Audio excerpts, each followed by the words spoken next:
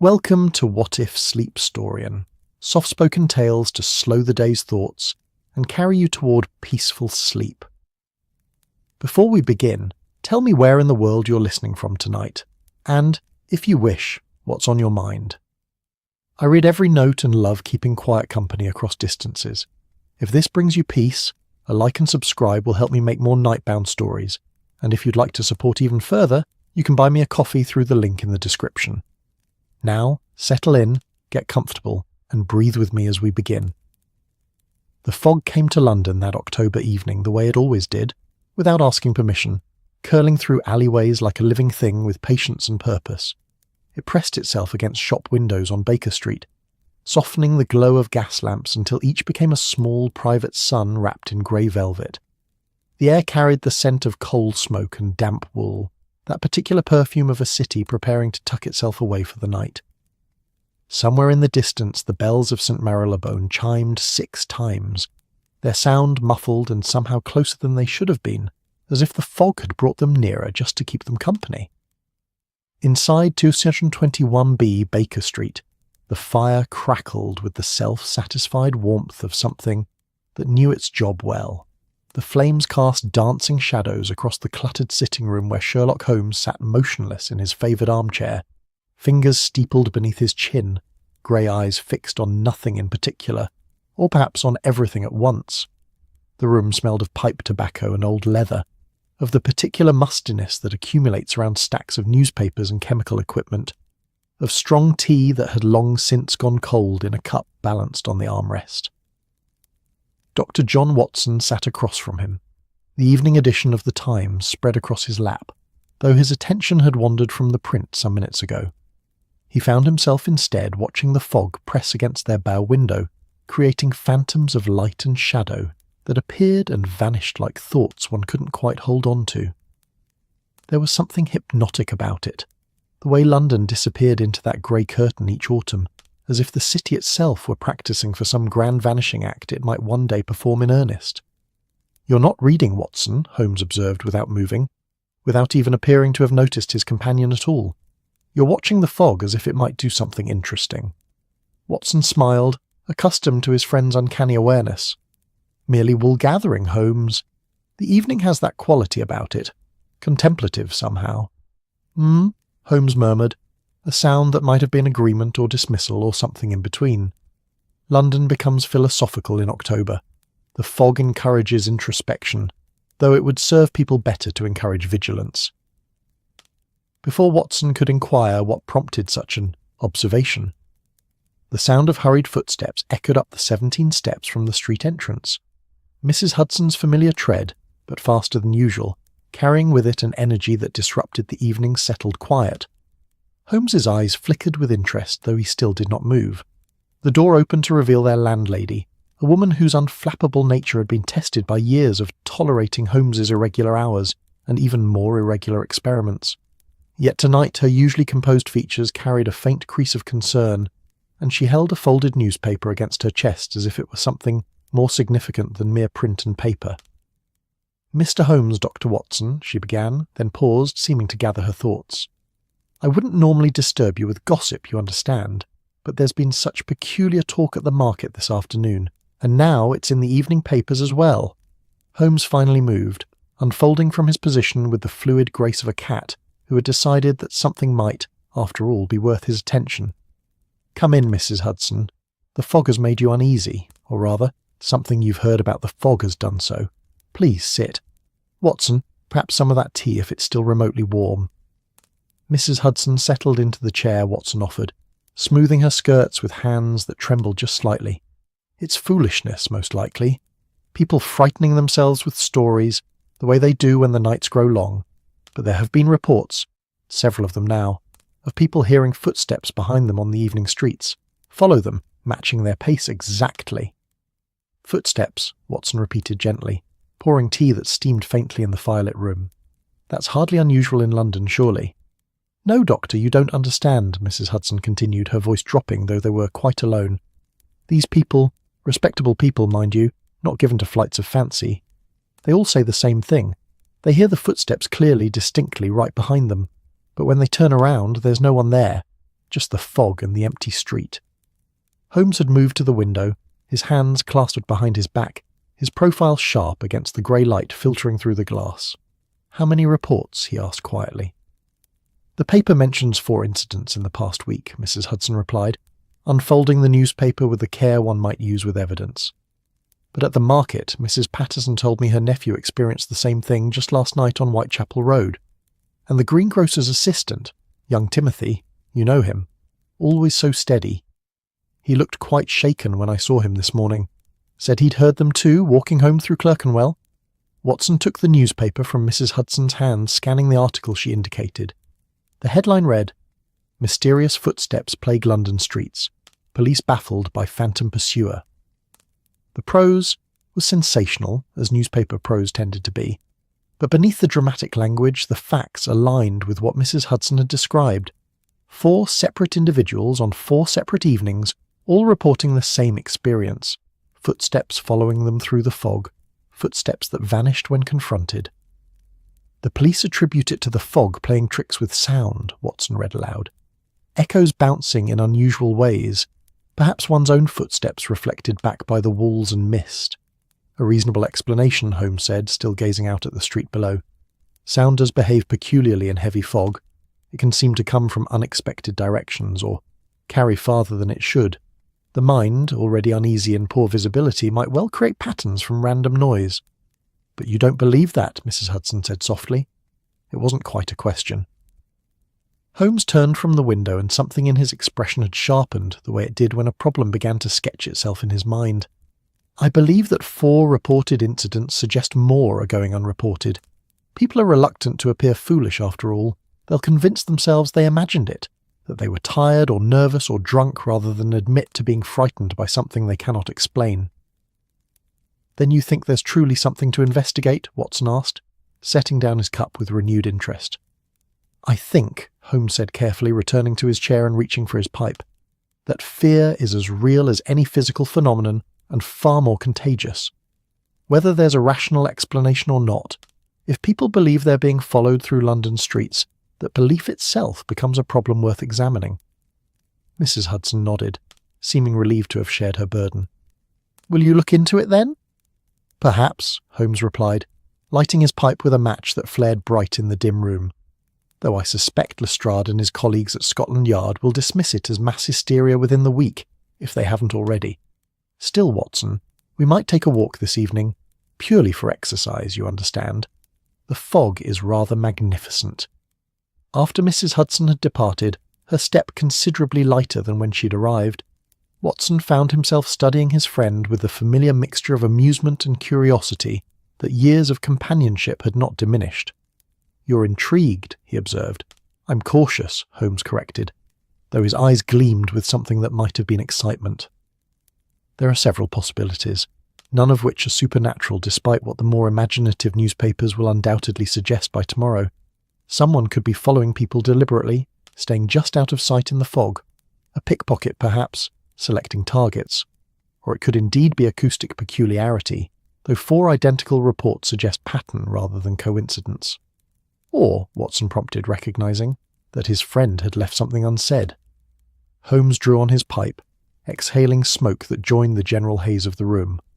Or someone is creating the phenomenon deliberately. The question then becomes, to what purpose? Fear for its own sake? Displacement of attention from some other activity? An experiment in mass psychology? You make it sound like a planned campaign rather than a random occurrence. Because if it's real, Watson, if there's genuine agency behind these reports, then it's far too consistent to be random. Consider, all the incidents occur in the evening in fog to solitary pedestrians. The footsteps always match the victim's pace, always stop when they stop, always vanish when confronted. That's not a chance, that's the method. Watson felt a small chill that had nothing to do with the draft from the window. Then someone is deliberately terrorizing people. Possibly, Holmes said softly, or preparing them for something.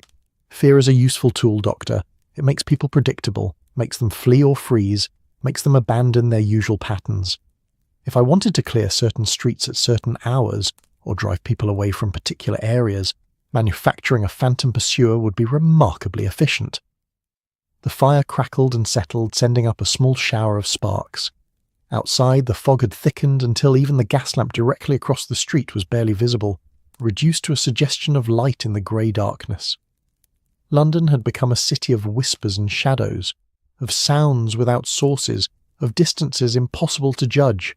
Somewhere out there, Watson thought, someone might be walking home alone, listening to their own footsteps echo in the mist, wondering if that second set of steps they heard was real or imagined, wondering if they should turn around or quicken their pace or simply run.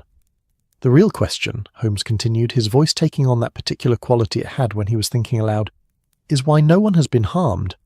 These reports span a week, possibly longer if we account for unreported incidents. Yet there's been no robbery, no assault, no apparent motive beyond creating unease. That suggests either exceptional patience on the part of our phantom or a purpose we haven't yet discerned. Perhaps the purpose is simply the fear itself, Watson suggested. Some minds take pleasure in causing distress.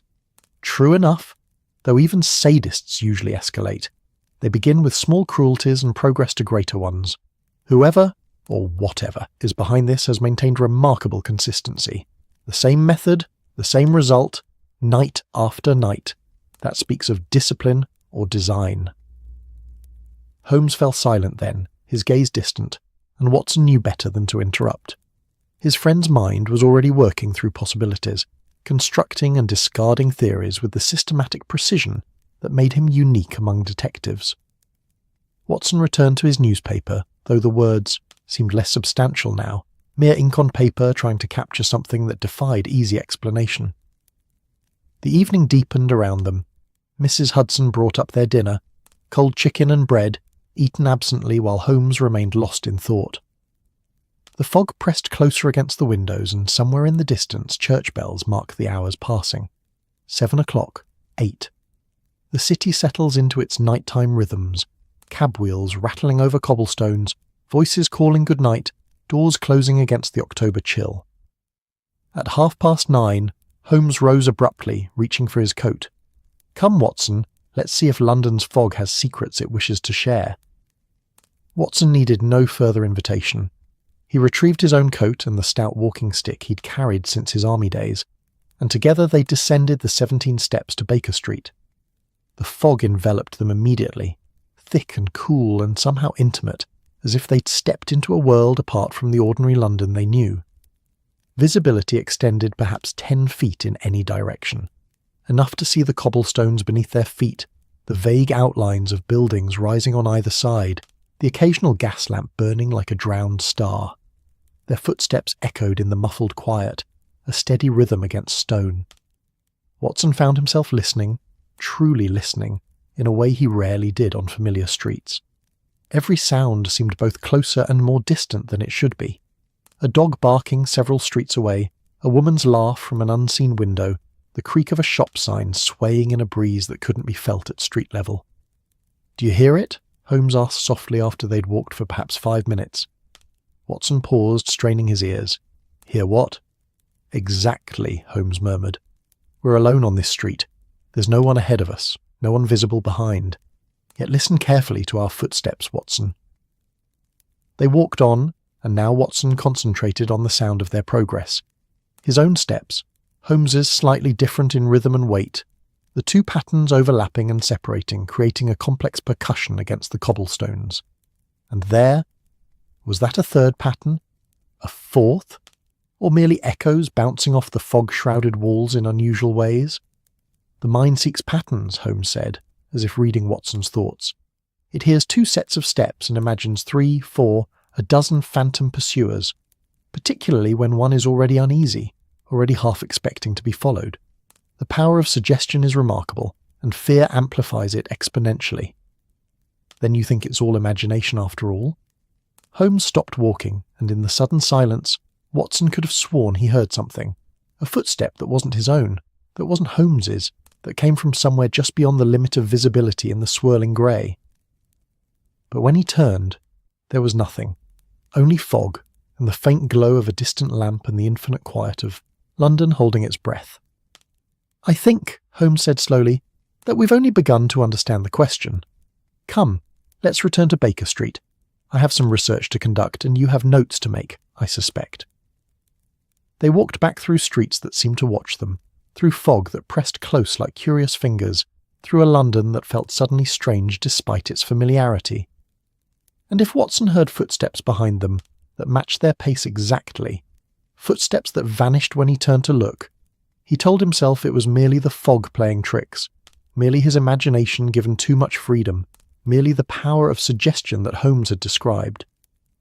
But he walked a little faster nonetheless, and he did not fully relax until they'd climbed those 17 steps and closed the door of 221B behind them, shutting out the fog and the night and whatever moved within them, seen or unseen, real or imagined, waiting in the grey London darkness for the next solitary walker to lose their way. The fire still burned in the grate, warm and real and ordinary. Holmes moved immediately to his shelves, pulling down volumes on acoustics and psychology, settling in for a night of research, and Watson took up his pen to record the beginning of what would become one of their most peculiar cases, the case of the footsteps that followed, the pursuer with no face, the fear that walked London streets like something alive. Outside, the fog thickened still further, and somewhere in its depth someone else walked home alone, listening to the echo of steps that might have been their own, or might have been something else entirely. Morning came to Baker Street with the reluctant grey light that October mornings favour, as if the sun itself needed coaxing to break through the lingering fog. The mist had thinned during the night but never quite departed, clinging to the city like a guest who'd overstayed their welcome, yet somehow remained charming in their persistence. Watson woke to the smell of strong coffee and the rustling of newspapers, sounds that meant Holmes had likely been awake for hours, perhaps had never slept at all. When Watson entered the sitting room, still fastening his collar, he found his friend surrounded by a fortress of newsprint. The Times, the Daily Telegraph, the Morning Post, even the more sensational penny dreadfuls that Holmes usually dismissed as beneath consideration. All of them lay scattered across the floor, the sofa, the table, some folded to specific articles, others marked with pencil annotations in Holmes's angular hand. "Good morning, Watson," Holmes said without looking up from the paper he was currently scrutinising. "Or perhaps I should say good afternoon, as you've slept rather later than usual. Mrs. Hudson has left coffee, still hot miraculously, and there are eggs if you're so inclined, though I should warn you they've gone a bit rubbery with waiting." Watson poured himself coffee, grateful for its warmth and bitter strength. "You've been busy, I see. Have the newspapers provided enlightenment?" "The newspapers have provided data," Holmes corrected, finally setting down the paper and fixing Watson with eyes that were bright despite their tiredness, animated by the particular energy that came when a puzzle began to reveal its shape. Whether that data leads to enlightenment remains to be seen, but Watson, our phantom footsteps are considerably more widespread than Mrs. Hudson's report suggested. He rose, gathering several newspapers and spreading them on the cleared section of table where Watson had settled with his coffee. His long fingers tapped each article in turn, a conductor orchestrating evidence. Here, the Evening Standard from 3 days ago mentions a clerk in Whitechapel who reported hearing footsteps on his walk home from his lodgings. Here, in yesterday's Telegraph, a governess from Bloomsbury describes an identical experience, the Times piece we read last evening, and look here, tucked away in the local news of the Suffolk Gazette, a lamplighter who swears he was followed for nearly a quarter mile, the steps matching his own so precisely that he thought himself going mad. Watson leaned forward, scanning the articles. The details were remarkably consistent. Evening hours, fog, solitary pedestrians, footsteps that mimicked and matched but revealed no source. That's at least 7 incidents then, more than the 4 officially reported. 9, Holmes said, returning to his chair and steepling his fingers. I sent a wire to Lestrade at Scotland Yard at dawn.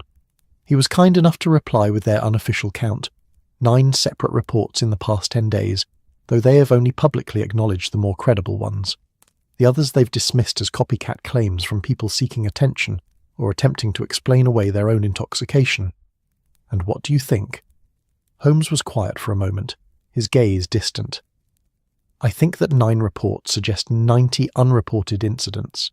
People are far more willing to suffer in silence than admit to something that makes them appear foolish or unstable. I also think that Lestrade is making a grave mistake in his dismissals. Look at the geography, Watson. He produced a map of London from beneath the newspapers, already marked with 9 small X's in red pencil, scattered across the city's expanse like drops of blood on parchment. Watson studied the distribution. Whitechapel, Bloomsbury, Southwark, Clerkenwell, Lambeth, Shoreditch. No obvious pattern in the locations themselves, except they're all working-class areas, Watson observed, or at least areas where working people would be walking home in the evening. Precisely. No reports from Mayfair or Belgravia, where one might expect the wealthy to notice and report such disturbances with considerably more volume and authority. These incidents are occurring in neighbourhoods where people walk rather than ride, where the streets are poorly lit, where the fog gathers thickest between close-built buildings. Holmes traced his finger across the map, and noticed the timing. All between 6 and 9 in the evening, the hours when workers are making their way home, when the streets are emptying but not yet deserted. Watson felt the pieces shifting in his mind, trying to form a picture he couldn't quite see. You're suggesting this is deliberate, someone targeting specific types of people at specific times. I'm suggesting it's too consistent to be random chance or mass delusion. Fear spreads like disease, Watson, but even disease has patterns of transmission. This, he gestured at the map, the newspapers, the accumulated evidence of the morning's work. This speaks of intent. Before Watson could respond, the sound of heavy footsteps on the stairs announced a visitor. These were official footsteps, Watson thought with amusement, the determined tread of authority mixed with slight hesitation, the gait of someone who'd climbed these stairs before, but never felt entirely comfortable doing so. The knock that followed confirmed his suspicion. Lestrade's particular rhythm, businesslike but not unkind. "Come in, Inspector," Holmes called. "You've saved me the trouble of visiting Scotland Yard, though I suspect your presence means the situation has evolved since your early morning wire." Inspector Lestrade entered, removing his hat and nodding to Watson before turning his attention to Holmes. He was a small man with sharp features and the perpetually harried expression of someone responsible for maintaining order in a city that had little natural inclination toward it. But his eyes were intelligent, and he'd learned over the years to trust Holmes's instincts, even when they seemed to lead toward the improbable. "Mr. Holmes, Dr. Watson," he began, his voice carrying the weight of a sleepless night. "I apologise for the early call, but we've had a development, a rather troubling one." Holmes gestured to a chair, but Lestrade remained standing, too agitated for sitting. "Another report?" Holmes asked. "Not exactly, or rather yes, but—" Lestrade paused, gathering his thoughts. "There's been a disappearance. A chemist from Southwark, respectable man, family business, regular as clockwork in his habits. He left his shop last evening at his usual hour, and began the walk to his lodgings 3 streets away. Never arrived. His landlady reported him missing this morning when his bed hadn't been slept in." Watson set down his coffee cup with a sound that seemed too loud in the suddenly tense room. "And you think this is connected to footsteps? His shop boy came to us this morning, quite distraught. Said his employer had been nervous all week, claiming he'd been hearing things on his evening walks. The boy had dismissed it as nerves or too much sampling of medicinal spirits. But yesterday evening, as the chemist was closing up, the boy heard him muttering about those damned footsteps again, and saw him lock the door with hands that shook." Holmes was on his feet instantly, energy coursing through him like current through a wire. "The chemist's name and address, if you please. His shop as well. Has anyone examined his route home?" "Albert Greenwood, chemist and apothecary, shop on the corner of Union Street and Southwark Bridge Road. Lived, in rooms above a tobacconist 3 streets east. We walked the route ourselves this morning. Nothing unusual, or at least nothing we could determine in daylight. His personal effects, his behaviour in recent days." Lestrade produced a notebook, flipping through pages. According to his landlady, he'd been increasingly nervous for the past week. Wasn't sleeping well, kept looking over his shoulder, asked her twice if she'd heard anyone on the stairs at night. She thought he was working too hard, mixing too many compounds without proper ventilation. His shop boy confirms the agitation, but says his work was as precise as ever. If anything, he'd been more careful than usual, checking and rechecking his preparations. Holmes had already moved to the window, his mind clearly racing ahead. "The police have searched for him? As much as we can. We've had men walking his usual route, checking with local residents, examining the streets near his shop and lodgings. No trace, Mr. Holmes. It's as if he simply vanished into the fog." "Men vanish for many reasons," Holmes said softly, still gazing out at the grey morning. "Debt, scandal, affairs of the heart gone wrong. But the timing is suggestive, Inspector.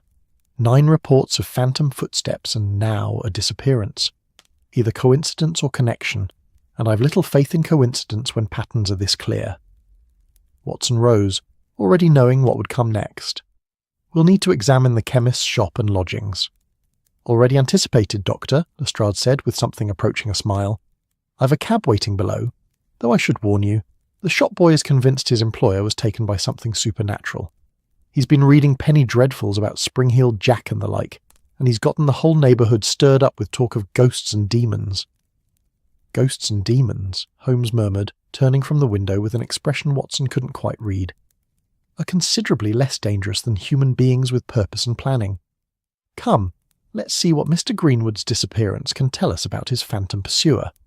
The cab ride to Southwark carried them through a London that seemed to exist in layers, the prosperous streets giving way gradually to working neighbourhoods, the architecture changing from grand Georgian facades to modest brick buildings, pressed close together like people sharing warmth. The fog still clung here, thicker than in the more open streets of Baker Street, creating the sense of travelling backward in time, or perhaps sideways into some parallel city where the sun never quite managed to assert itself. Greenwood's shop occupied a corner position, its windows displaying the traditional coloured glass bottles that marked an apothecary, ruby red, emerald green, sapphire blue, glowing dully in the grey light like jewels under water. The interior smelled of the 1,000 compounds that chemists dealt in, camphor and laudanum, sulphur and mercury, herbs both common and exotic, all mingling into a scent that was both medicinal and slightly mysterious. The shop boy, a thin youth with red-rimmed eyes and trembling hands, let them in. His name was Timothy Cole, and he'd worked for Mr. Greenwood for 2 years, learning the trade with the hope of one day having his own establishment. Now he looked lost, surrounded by bottles and scales and equipment he understood, but could no longer properly use without his master's guidance. He was a good man, sirs, Timothy said as Holmes began his examination of the shop. Never raised his voice, always patient with my mistakes. Whatever happened to him, he didn't deserve it. He was afraid these last days, truly afraid, and Mr. Greenwood wasn't a man who frightened easily. Holmes moved through the shop with the focused intensity Watson had witnessed countless times, his eyes taking in details that others would miss. He examined the counter where Greenwood had worked, the ledger with its careful entries of compounds mixed and sold, the small desk in the corner where personal correspondence lay neatly stacked. Watson watched Lestrade watching Holmes, saw the inspector's mixture of admiration and slight bewilderment at the detective's methods. "This correspondence," Holmes said, holding up a letter. "When did it arrive?" Timothy consulted a small calendar on the wall. 4 days ago, sir. It upset him, I remember. He read it twice, then put it away without comment, but his hands shook as he filed it. The letter was simple enough, a notice from the landlord of the building housing Greenwood's shop, informing him that the property had been purchased by new owners and that his lease would not be renewed beyond the current term. He had 3 months to relocate his business. The language was formal, but not unkind. The terms standard enough. Yet something about it had disturbed the chemist. "Who are these new owners?" Holmes asked. Lestrade consulted his notes. "A development company, Whitmore Holdings. They've been buying up properties in this area for the past 6 months, planning some kind of improvement scheme, from what we understand. Perfectly legal, perfectly ordinary." Holmes pocketed the letter, and yet it troubled him. "Timothy, did Mr. Greenwood mention the letter again? Discuss it with anyone?" The boy shook his head. "Not that I heard, sir, but he did start taking different routes home, varying them like. Said he wanted to explore the neighbourhood while he still worked here, but I thought it odd at the time. Mr. Greenwood was a creature of habit, you see. Same route, same time, every day for years." "Until the footsteps began," Watson said quietly. "Yes, sir. That's when he started changing his path. But it didn't help. He still heard them, no matter which streets he took, and the last few nights," Timothy's voice dropped. "He said they were getting closer, that he could almost feel breath on the back of his neck, though when he turned, there was nothing but fog." Holmes had moved to the shop window, looking out at the street where afternoon foot traffic was beginning to increase. Workers finishing early shifts, housewives returning from market, children darting between adults like small fish in a stream. "Show me the route he took that final evening, the one you believe he walked." They left the shop in Timothy's care and walked eastward, following the path the young man had described. 3 streets, Lestrade had said, but 3 streets in Southwark could contain a world of possibility. The buildings here were old, some dating back a century or more, their bricks darkened by years of London's sooty air. Narrow alleys branched off the main thoroughfare, spaces where the fog lingered even at midday, where footsteps would echo strangely off close walls. Holmes walked slowly, his eyes scanning not just the street, but the buildings, the doorways, the shadowed spaces between structures. Watson followed, trying to see what his friend saw, trying to understand what pattern was emerging from this geography of fear. "Here," Holmes said suddenly, stopping at the entrance to one such alley. "Watson," Lestrade, "stand at the mouth of this passage and walk away slowly. I want to hear how your footsteps sound." They complied, and Watson heard it immediately. The peculiar echo, the way sound bounced off the narrow walls and seemed to multiply, creating the impression of more footsteps than there actually were. When they returned, Holmes was examining the walls themselves, running his hands over the brick as if reading them like Braille. "Interesting," he murmured. "Very interesting indeed. The acoustics here are exceptional. Natural amplification combined with the fog's tendency to carry sound in unusual ways. A person walking alone through this passage would hear their own steps doubled, tripled, seeming to come from behind them. A rational explanation for an unsettling phenomenon." "Then you think that's all it is?" Lestrade asked, relief evident in his voice. "Tricks of sound and fog, and the chemist simply— what? Fell into the river? Had an accident in his fear?" But Holmes was shaking his head, still studying the alley with that concentrated focus. "I think this explains some reports, perhaps many of them. The mind, already nervous from earlier experiences, hearing echoes and interpreting them as pursuit. But it doesn't explain why Greenwood was so frightened that he changed his routes. It doesn't explain his disappearance. And it certainly doesn't explain—" He trailed off, crouching suddenly at the alley's entrance. His fingers traced something on the cobblestones. Marks Watson couldn't quite make out, patterns in the thin layer of mud that had accumulated. When Holmes straightened, his expression was grave. "It doesn't explain why there are clear signs of a struggle here. Scuff marks suggesting someone was dragged backward into this alley. And footprints, Lestrade, 2 sets. One belonging to a man of approximately Greenwood's build and weight. The other what?" Watson asked, though something in his friend's tone made him uneasy. Holmes met his eyes. "The other suggests someone exceptionally tall, well over 6 feet, possibly 6.5, with a stride that's unusually long and a gait that's oddly measured, as if they were walking very deliberately, placing each foot with great care." The 3 men stood in silence, looking at the alley that was just one of hundreds like it in London, a space that was perfectly ordinary and perfectly suited for things that preferred to remain hidden. The fog was thickening again as afternoon moved toward evening, and Watson found himself wondering how many other alleys held similar secrets, how many other walks home had ended in ways that left no trace, beyond scuff marks on cobblestones, and the fading memory of footsteps that should not have been there. "We need to search for Greenwood," Lestrade said finally. "If he was taken from here—" "He's long gone," Holmes interrupted, though not unkindly. "This happened last evening. Whoever has him has had hours to move him, hide him, or worse. But we can search the area, certainly. Watson, note the precise location. I'll want to return here after dark and experience it as Greenwood would have."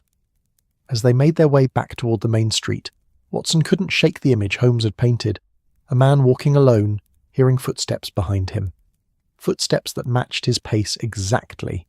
Footsteps belonging to someone impossibly tall, someone who moved with deliberate precision, someone who had emerged from the fog to drag a frightened chemist into the shadows.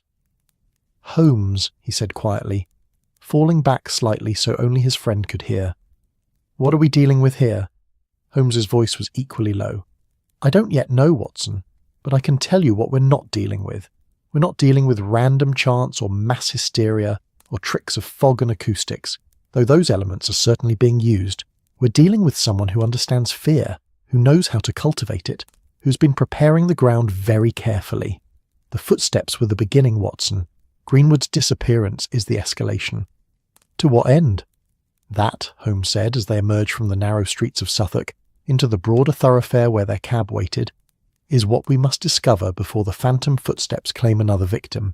Because they will, Watson. This is far from over. This is, I fear, only just beginning. The ride back to Baker Street was quiet, each man lost in his own thoughts. Through the cab window, Watson watched London preparing for evening. Shopkeepers lighting lamps, workers heading home, the city arranging itself for another night. And somewhere in that vast maze of streets and alleys, someone very tall with very measured steps was waiting in the fog, waiting for the next solitary walker to hear footsteps behind them and make the fatal mistake of either running or turning around. Watson shivered despite his coat, despite the warmth of the cab's interior, and when they arrived at Baker Street he found himself grateful for the 17 steps, for the solid door, for the familiar rooms where gas lamps burned bright and fire kept the fog at bay. But he knew that soon, perhaps tonight, they would venture out again into that fog, and this time they would be searching for more than acoustic peculiarities or rational explanations. They would be searching for a phantom who left very real footprints behind. The afternoon faded into evening with the grey inevitability of October's shorter days, as if the sun had grown weary of its daily battle with London's fog and surrendered earlier with each passing week. By the time Mrs. Hudson brought up their tea, accompanied by cold roast beef and bread that neither Holmes nor Watson had much appetite for, the windows of Baker Street had become mirrors reflecting lamplight back into the room, the world beyond reduced to occasional shadows passing through the gathering darkness. Holmes had spent the hours since their return from Southwark in what Watson had come to recognise as his deepest state of concentration, not the restless pacing that accompanied frustration, nor the manic energy of pursuit, but rather a profound stillness, seated in his chair with eyes closed, fingers steepled beneath his chin, his entire being focused inward as his mind constructed and reconstructed theories from the day's evidence. Watson had occupied himself with correspondence and the medical journals that had accumulated unread on his desk, but his attention wandered repeatedly to the window, to the fog pressing against the glass like something alive and curious, to the Jidung, lit street below where occasional pedestrians hurried past, their footsteps echoing up to the second-floor sitting-room in rhythms both ordinary and somehow unsettling. It was nearly 7 o'clock when Holmes finally stirred, opening his eyes with the abruptness of someone emerging from deep water. "Watson," he said, his voice carrying that particular tone of decision made. "I need you to do something that may seem unusual, even by our standards." Watson set aside his journal. "I'm listening. I need you to write something for me, a letter, ostensibly from yourself, to be published in tomorrow's morning papers if we can manage it. The Times, certainly, but also the Telegraph and the Evening Standard, an appeal for information regarding the phantom footsteps, specifically requesting that anyone who has experienced the phenomenon contact us here at Baker Street, regardless of whether they've reported it to the police. You think there are more victims than we know? I'm certain of it. Greenwood's disappearance will have been reported by now. Lestrade assured me the evening papers would carry it. Fear spreads quickly, Watson, but so does the desire to not be alone in one's fear. If people realise others have experienced what they have, they'll be more willing to come forward, and more importantly, they may remember details they've dismissed as unimportant, details that could establish the pattern we're looking for." Watson moved to the writing desk, pulling out paper and pen. "What should I say?" Holmes rose, moving to stand by the fire, his profile sharp against the flickering light. "Keep it simple. State that we're investigating reports of unusual footsteps heard in the evening streets, that we believe these incidents may be connected to recent disappearances, that we guarantee discretion and take all reports seriously, emphasize that even seemingly small details may be significant, and Watson, mention that victims should note the precise location, time, and direction they were walking, as well as any unusual sensations beyond the auditory. Unusual sensations. The feeling of being watched, changes in temperature, sense out of place. The mind notices more than we consciously register, particularly when afraid. If our phantom is flesh and blood, and I'm increasingly certain he is, he leaves traces beyond footprints and fear." Watson began writing, the scratch of pen on paper a soothing counterpoint to the crackle of the fire. Outside, church bells marked the hour, 7 chimes rolling through the fog, muffled and melancholy. By the time he'd finished the draft and read it aloud for Holmes's approval, full darkness had settled over London, and the street below had emptied of all but the most necessary travellers. "Excellent," Holmes said, taking the letter. "I'll have this delivered to the newspapers tonight. They'll run it in the morning editions. Now, I suggest we fortify ourselves with some of that tea Mrs. Hudson has left, because in approximately 1 hour we're going to retrace Greenwood's final journey. And this time, Watson, we're not merely observing, we're inviting our phantom to show himself." Watson felt a familiar thrill of apprehension mixed with anticipation. "You mean to draw him out?" "I mean to understand him, his methods, his timing, his selection of victims. The best way to do that is to become potential victims ourselves, or at least to appear as such." Holmes poured tea with steady hands, though his eyes gleamed with the intensity that always preceded action. "Single men, walking alone through fog-bound streets at the hours when he's most active. We'll separate, you take. The route from Greenwood's shop to his lodgings. I'll parallel you 1 street over. If he's looking for opportunities, we'll provide them. And if he takes the bait, then we'll learn whether he's a man using clever tricks to create terror, or something more dangerous. Either way, we'll have advanced our understanding considerably. Drink your tea, Watson. It may be a long night." They departed Baker Street shortly after 8, wrapped in heavy coats against the October chill, Watson carrying his stout walking stick, and Holmes armed with nothing but his sharp mind and sharper eyes. The fog had thickened to the consistency of damp wool, reducing visibility to a few yards in any direction, transforming familiar London into a labyrinth of shadow and suggestion. They took a cab as far as London Bridge, then separated with nothing more than a nod of understanding, Holmes heading west towards Southwark Bridge Road, Watson turning south toward the chemist's shop. The plan was simple: walk the routes alone, at the pace an ordinary worker would keep heading home, and see what manifested from the fog. Watson found himself alone on Union Street with a completeness he rarely experienced in London. The fog muffled sounds so effectively that the great city might have been deserted. Its millions vanished, leaving only grey emptiness and the steady rhythm of his own footsteps against cobblestones. Gas lamps created small islands of hazy light every 30 yards or so, each one a temporary refuge before the next stretch of darkness between. He walked at a measured pace, trying to embody the character of a clerk or shopkeeper heading home after a long day, someone weary and thinking of dinner and warmth rather than watching the shadows for threats. His medical training had taught him to notice physical details, the dampness in the air that would aggravate rheumatism, the particular chill that suggested the fog had rolled in from the Thames, the way his breath created small clouds that merged immediately with the larger greyness. But it was his military experience that kept his senses alert beneath the facade of ordinary pedestrians. The years in Afghanistan had trained him to notice wrongness, the quality of silence before an ambush, the sense of being observed even when no observer was visible, the tiny alterations in environment that signalled danger. For the first 5 minutes, nothing seemed amiss. His footsteps echoed in the standard patterns, sharp against stone where buildings created close walls, softer where the street opened onto small squares or courtyards.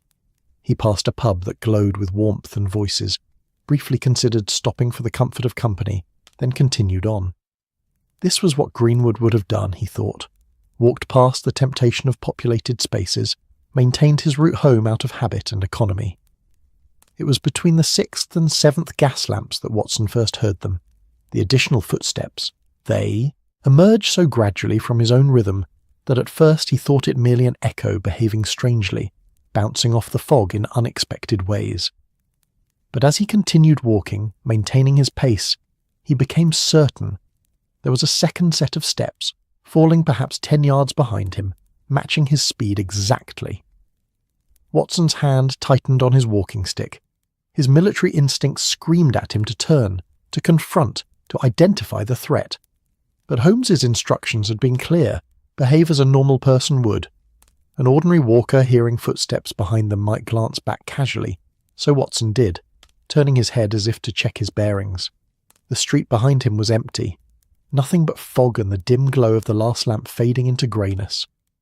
Yet the footsteps continued, clear and distinct, keeping pace. Watson walked on, his heart rate increasing despite his efforts to remain calm. The footsteps followed. He slowed his pace experimentally. They slowed as well, maintaining the exact distance. He quickened. They quickened. The synchronization was perfect, almost mechanically precise, and far more unnerving than if they'd been irregular or approaching. The rational part of his mind began cataloguing possibilities. An echo distorted by the fog and close buildings. Someone genuinely walked behind him, who ducked into a doorway when he looked back. His own footsteps reflecting off some acoustic peculiarity Holmes had mentioned. All reasonable explanations, yet his body knew otherwise. The hair on the back of his neck had risen, his breathing had shallowed. Some ancient part of his brain, the part that had kept his ancestors alive when humans were prey as often as predators, was insisting that he was being followed by something that meant him harm. He approached an alley entrance, perhaps the very one where Greenwood had been taken. The footsteps behind him continued their measured pace. Watson slowed, pretending to search his pockets, as if looking for a key or cigarettes, using the moment to strain his hearing for any sound beyond the footsteps. That's when he caught it, so faint he almost missed it beneath the sound of his own breathing. Not a footstep, not quite. More like the rustle of fabric, the whisper of something large moving through the fog, and with it, the strangest sensation, a change in temperature, a pocket of cold air that seemed to pass near him, carrying a scent he couldn't quite identify. Damp earth, perhaps, something organic and slightly unpleasant. Not the usual London smell of coal smoke and horses, but something older, more fundamental. Watson made his decision. He turned abruptly, completely, standing in the middle of the street and facing directly back the way he'd come. "I know you're there," he called out, his voice carrying firmly through the fog. "Show yourself. I'm armed and I'm not afraid." The footsteps stopped.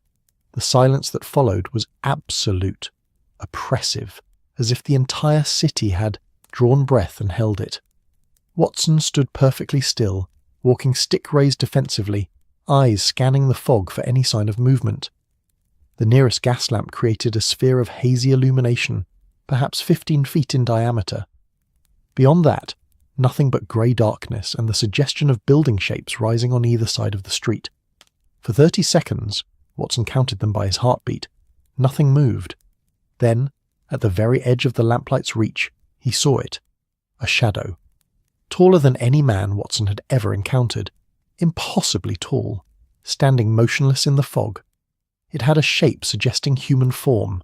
Head, shoulders, body. But the proportions were wrong, stretched, as if someone had taken a normal silhouette and pulled it upward like taffy. And where the face should be, where features should have been visible even in the poor light, there was only smoothness. A blank oval of darkness that somehow looked back at him. Watson's mouth went dry. Every instinct screamed at him to run, to flee this thing that couldn't be real, that violated every natural law he understood. But his training held. He stood his ground, raised his walking stick higher and called out again. "Who are you? What do you want?" The figure didn't move, didn't respond, simply stood there at the edge of visibility, impossibly tall, impossibly still, watching with a face that had no eyes. Then it began to move, not walking. That would have been too ordinary, too comprehensible. It moved more like it was gliding, maintaining its height, its impossible proportions, advancing slowly through the fog toward Watson's position. The footsteps had resumed, but they didn't match the movement and didn't correspond to any normal gait. They continued their measured rhythm while the figure seemed to flow forward like smoke, given temporary solidity. Watson backed up, maintaining distance, his mind racing. This couldn't be supernatural, Holmes had taught him that much. Everything had an explanation, every phenomenon a rational cause. This was a trick, an illusion, someone using the fog and darkness to create an impression of inhuman presence. It had to be. But knowing it intellectually did nothing to calm the primal terror that surged through him as the thing continued its advance. He backed into a gas lamp post, the metal solid and real against his shoulders, and made his stand there in the small circle of light. The figure stopped just at the edge of illumination, as if the lamplight formed a barrier it couldn't or wouldn't cross. For a long moment they remained frozen in this tableau. Watson pressed against the lamp, the faceless figure looming in the darkness beyond. Then Watson heard running footsteps, blessedly normal footsteps, approaching rapidly from his left. Holmes's voice cut through the fog. "Watson, where are you?" The moment Holmes's shout echoed through the street, the figure moved. But this time it moved with shocking speed, spinning with a swirl of what might have been a long coat or cloak, and vanishing into the fog so quickly Watson couldn't track its direction. One moment it was there, tall and terrible and blank-faced. The next, nothing but empty air and dispersing mist. Holmes appeared from a side street, slightly out of breath, his eyes sharp with concern. "Watson, are you hurt? I heard you call out—" "I saw it," Watson interrupted, his voice rougher than he intended. "Holmes, I saw the thing. The phantom. It was—" He paused, trying to find words adequate to describe what he had witnessed. It was impossibly tall, 7 feet at least, perhaps more, and its face, Holmes, it had no face, just a blank surface where features should be. Holmes's expression shifted from concern to intense interest. He moved past Watson, examining the spot where the figure had stood, crouching to study the cobblestones. No footprints here. The stone is too hard, too dry despite the fog. But Watson, are you certain about the height? 7 feet. At minimum, I'm 6 feet myself. This thing towered over what I would stand, and the way it moved. Watson shuddered despite himself. It didn't walk naturally. It glided, as if its feet weren't quite touching the ground. "Stilts," Holmes said immediately, still examining the ground. It would explain the height, the measured footsteps, the unnatural gait. Stilt walking was quite popular in coastal regions of France. Fishermen and shepherds used them to traverse marshy ground. Someone skilled could move quite quickly and maintain balance even on cobblestones, especially if they'd practiced extensively. But the face, Holmes, the blank face. A mask, smooth, featureless, designed to create exactly the impression of wrongness you experienced. Combined with the height from stilts, the obscuring fog, and the natural fear response to being followed in darkness, it would be remarkably effective at creating terror. Holmes straightened, his eyes gleaming with the light of understanding. "Watson, this is brilliant. Horrifying, yes, but brilliant in its conception. Our phantom isn't supernatural, he's theatrical. He's created a persona designed to bypass rational thought and strike directly at primal fears." Watson felt his heartbeat beginning to slow, his breathing evening out. With Holmes beside him, analysing and explaining, the experience began to feel less like an encounter with the impossible, and more like what it had actually been, a calculated assault on his senses and sanity. But why? To what purpose? That remains our central question. But we've learned something valuable tonight. Our phantom is real, he's actively hunting, and he's equipped himself specifically for the task of creating terror. The stilts, the mask, the careful timing, the use of fog and darkness. None of this is accidental. Someone has invested considerable thought and resources into becoming fear incarnate. They began walking together back toward the main thoroughfare, Watson grateful for his friend's solid presence beside him. The fog seemed less oppressive now, the shadows less threatening. But as they walked, Watson found himself glancing back over his shoulder repeatedly, unable to shake the memory of that tall, faceless figure standing at the edge of the lamplight, watching him with eyes it didn't possess. "We should report this to Lestrade," Watson said. "In the morning. Tonight I want to examine Greenwood's lodgings more thoroughly. I have a theory about why he was specifically targeted. But Watson—" Holmes stopped, placing a hand on his friend's shoulder. "Thank you for that. I know it took considerable courage to stand your ground against something designed to shatter courage." Watson managed a slight smile. "I had faith you'd arrive before I completely disgraced myself by running." "You wouldn't have run. That's not who you are." Holmes resumed walking. "But our phantom doesn't know that. He expects his victims to flee or freeze, to be so overwhelmed by terror that they become easy targets. Greenwood must have tried to run. That's why there were signs of struggle. He panicked, and in his panic he was taken. Taken where? And again, why? Questions we must answer before he claims another victim. Because he will, Watson. This isn't finished. Greenwood's disappearance was an escalation, but I suspect even that wasn't the final goal. Someone is building towards something, using fear as a tool to achieve an end we haven't yet identified. They emerged onto a broader street where traffic still moved, where other pedestrians walked in pairs and groups, where the normal life of London continued oblivious to the terror stalking its fog-bound alleys. Watson breathed in the relatively clearer air, grateful for the sounds of ordinary commerce and conversation, for the reminder that the city contained far more light than darkness, far more reason than fear. but he knew that somewhere in that vast maze of streets, someone very tall was walking on stilts through the fog, wearing a mask with no face, listening to the footsteps of solitary travellers and deciding which one would next feel the horror of being hunted through London's eternal twilight. And he knew that before this case was concluded, he and Holmes would face that figure again, in circumstances that might not allow for rescue or escape. The thought should have terrified him. Instead, oddly, it steadied him. Whatever walked London's streets wearing that terrible blank mask, it was human. And humans, no matter how clever or cruel, could be caught. The game, as Holmes would say, was afoot. And this time, Watson intended to be ready. The night deepened around Baker Street like ink spreading through water, and with it came a fog so dense it seemed almost solid, as if London had been packed in cotton wool by some enormous invisible hand. Watson stood at the window of their sitting room, watching the street below vanish into grey nothingness, and tried to shake the lingering unease from his encounter with the faceless figure. Behind him, Holmes moved about the room with restless energy, arranging maps and notes, checking his pocket watch, preparing for the evening's expedition with the methodical care of a surgeon before an operation. "We'll separate again," Holmes said, not for the first time. His voice carried that particular tone of controlled excitement that Watson had learned meant his friend was working through a complex plan, testing it for flaws, adjusting variables. But this time with a specific purpose. Our phantom hunts in particular areas. The map shows a clear concentration in Southwark, Whitechapel and Lambeth. Working-class neighbourhoods with poor lighting, narrow streets, buildings close enough to create acoustic peculiarities. Watson turned from the window.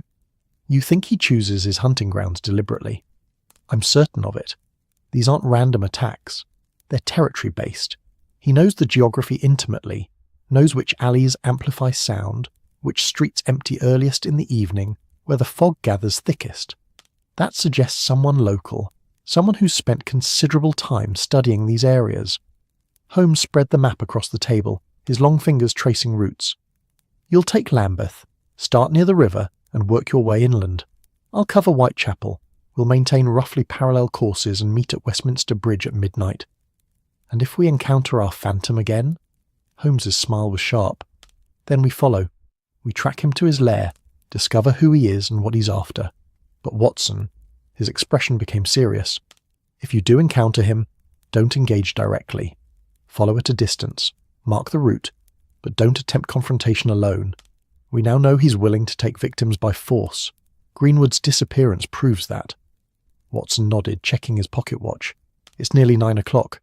The streets would be emptying, the fog thickening, the stage being set for whatever drama would unfold in London's labyrinth." He collected his walking stick, a comforting weight in his hand, and his heaviest coat.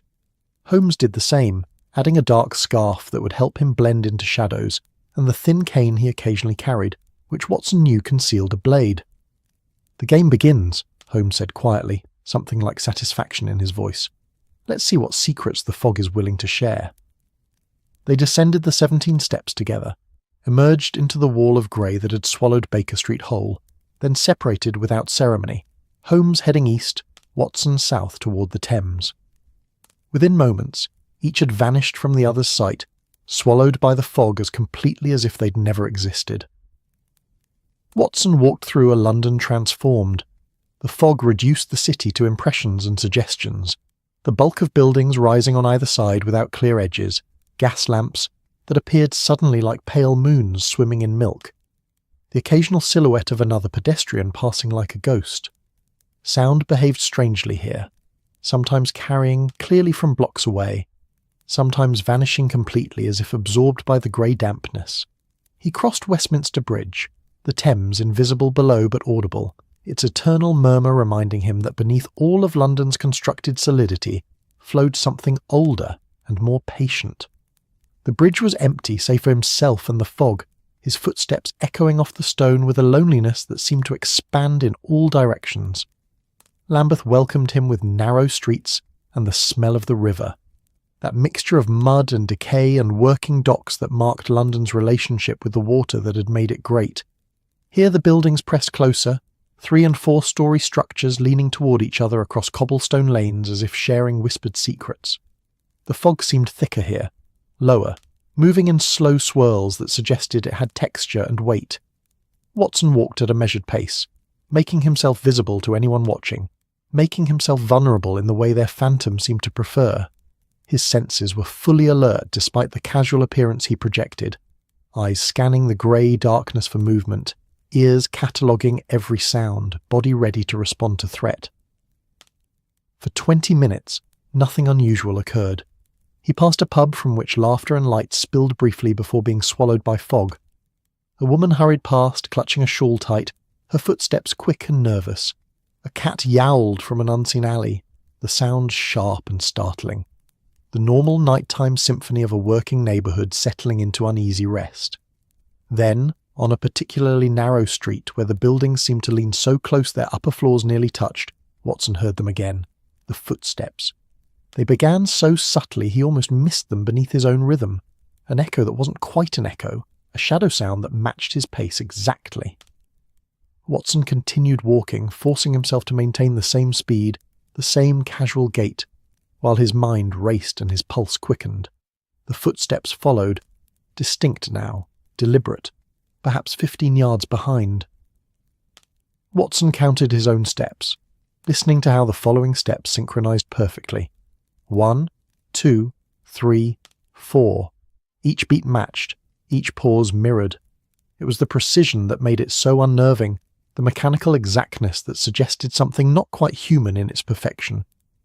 He approached a corner where a gas lamp cast its feeble light, creating a pool of relative visibility in the grey sea. As he passed through the light into darkness beyond, Watson risked a glance back. Nothing. The street behind him was empty, the fog undisturbed, yet the footsteps continued, relentless, patient, maintaining their measured pursuit. Watson's training asserted itself.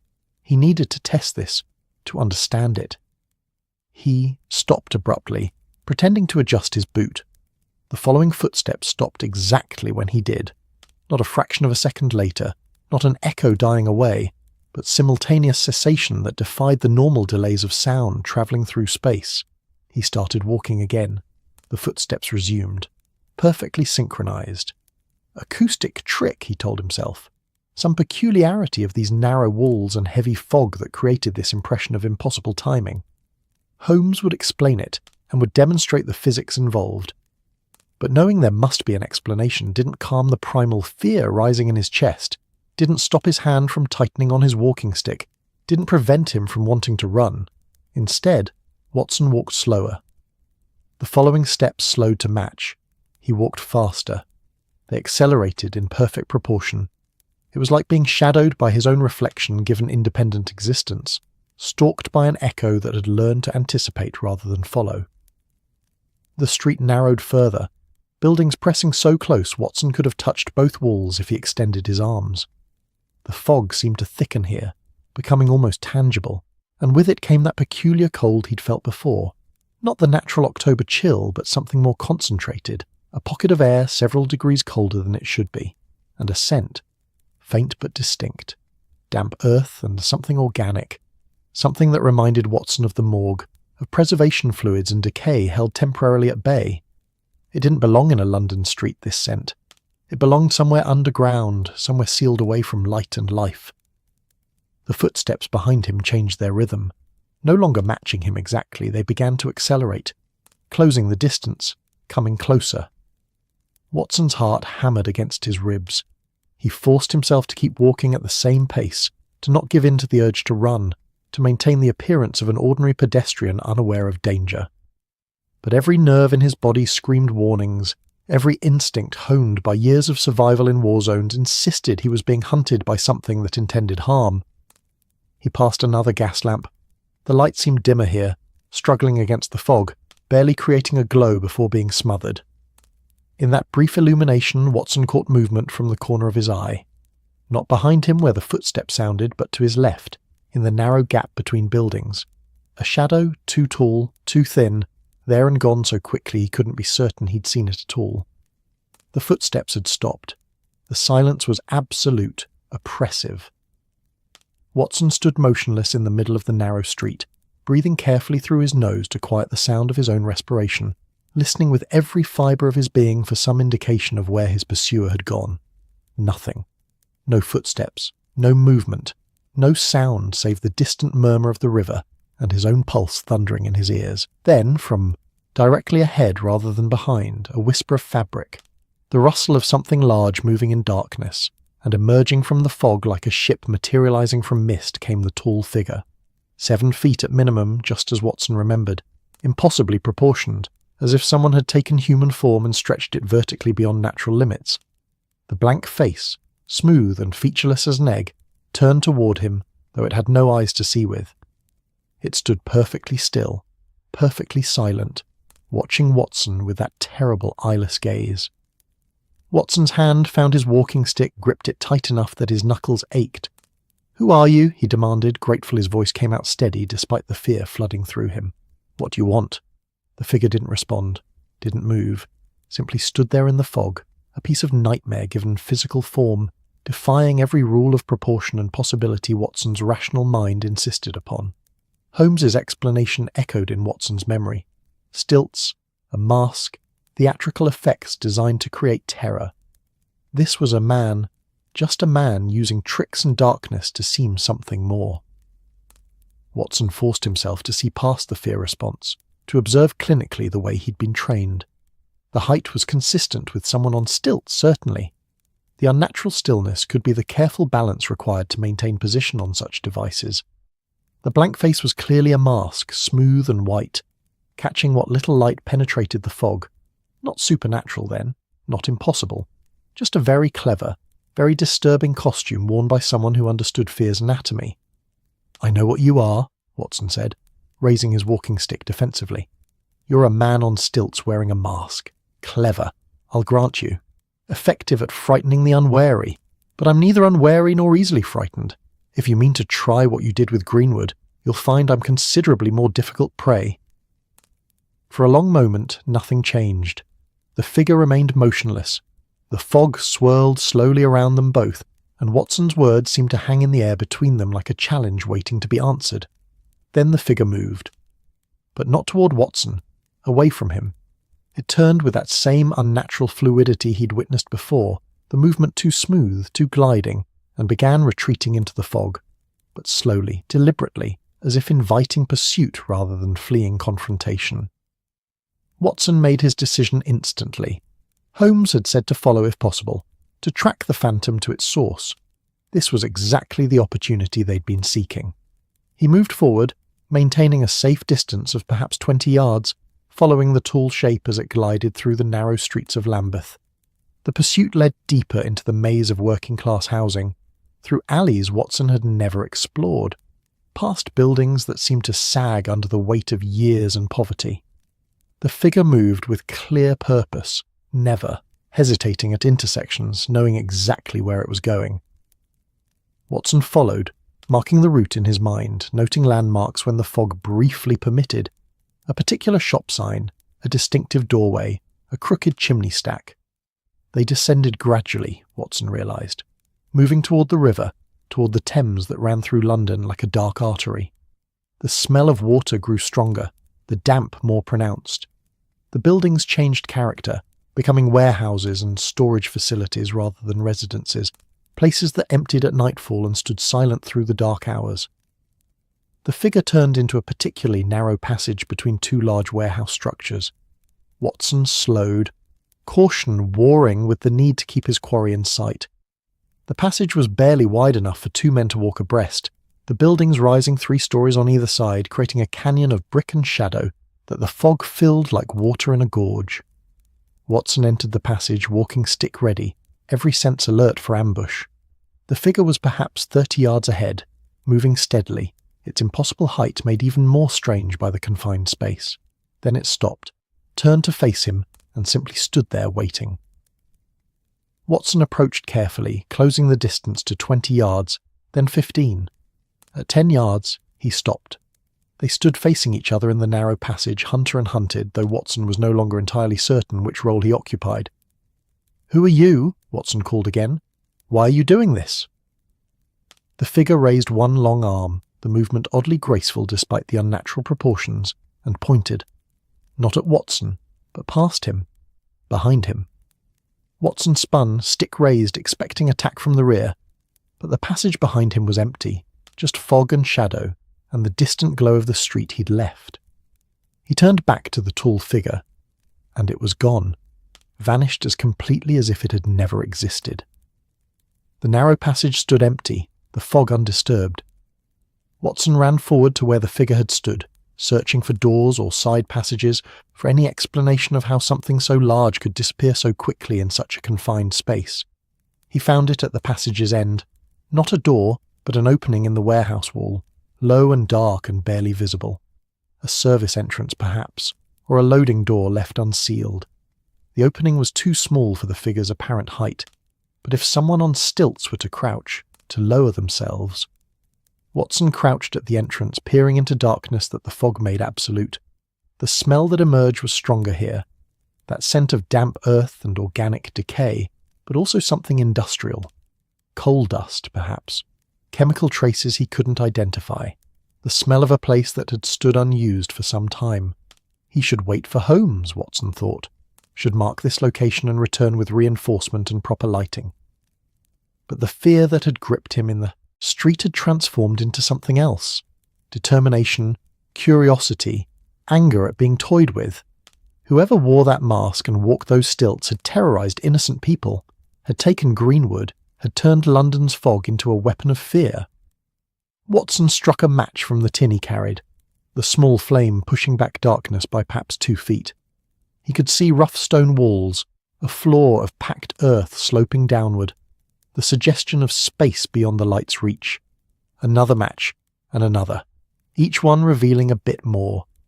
This was some kind of cellar or underground storage, extending beneath the warehouse above. And there, barely visible at the edge of his last match's illumination before it guttered out, Watson saw them. Footprints.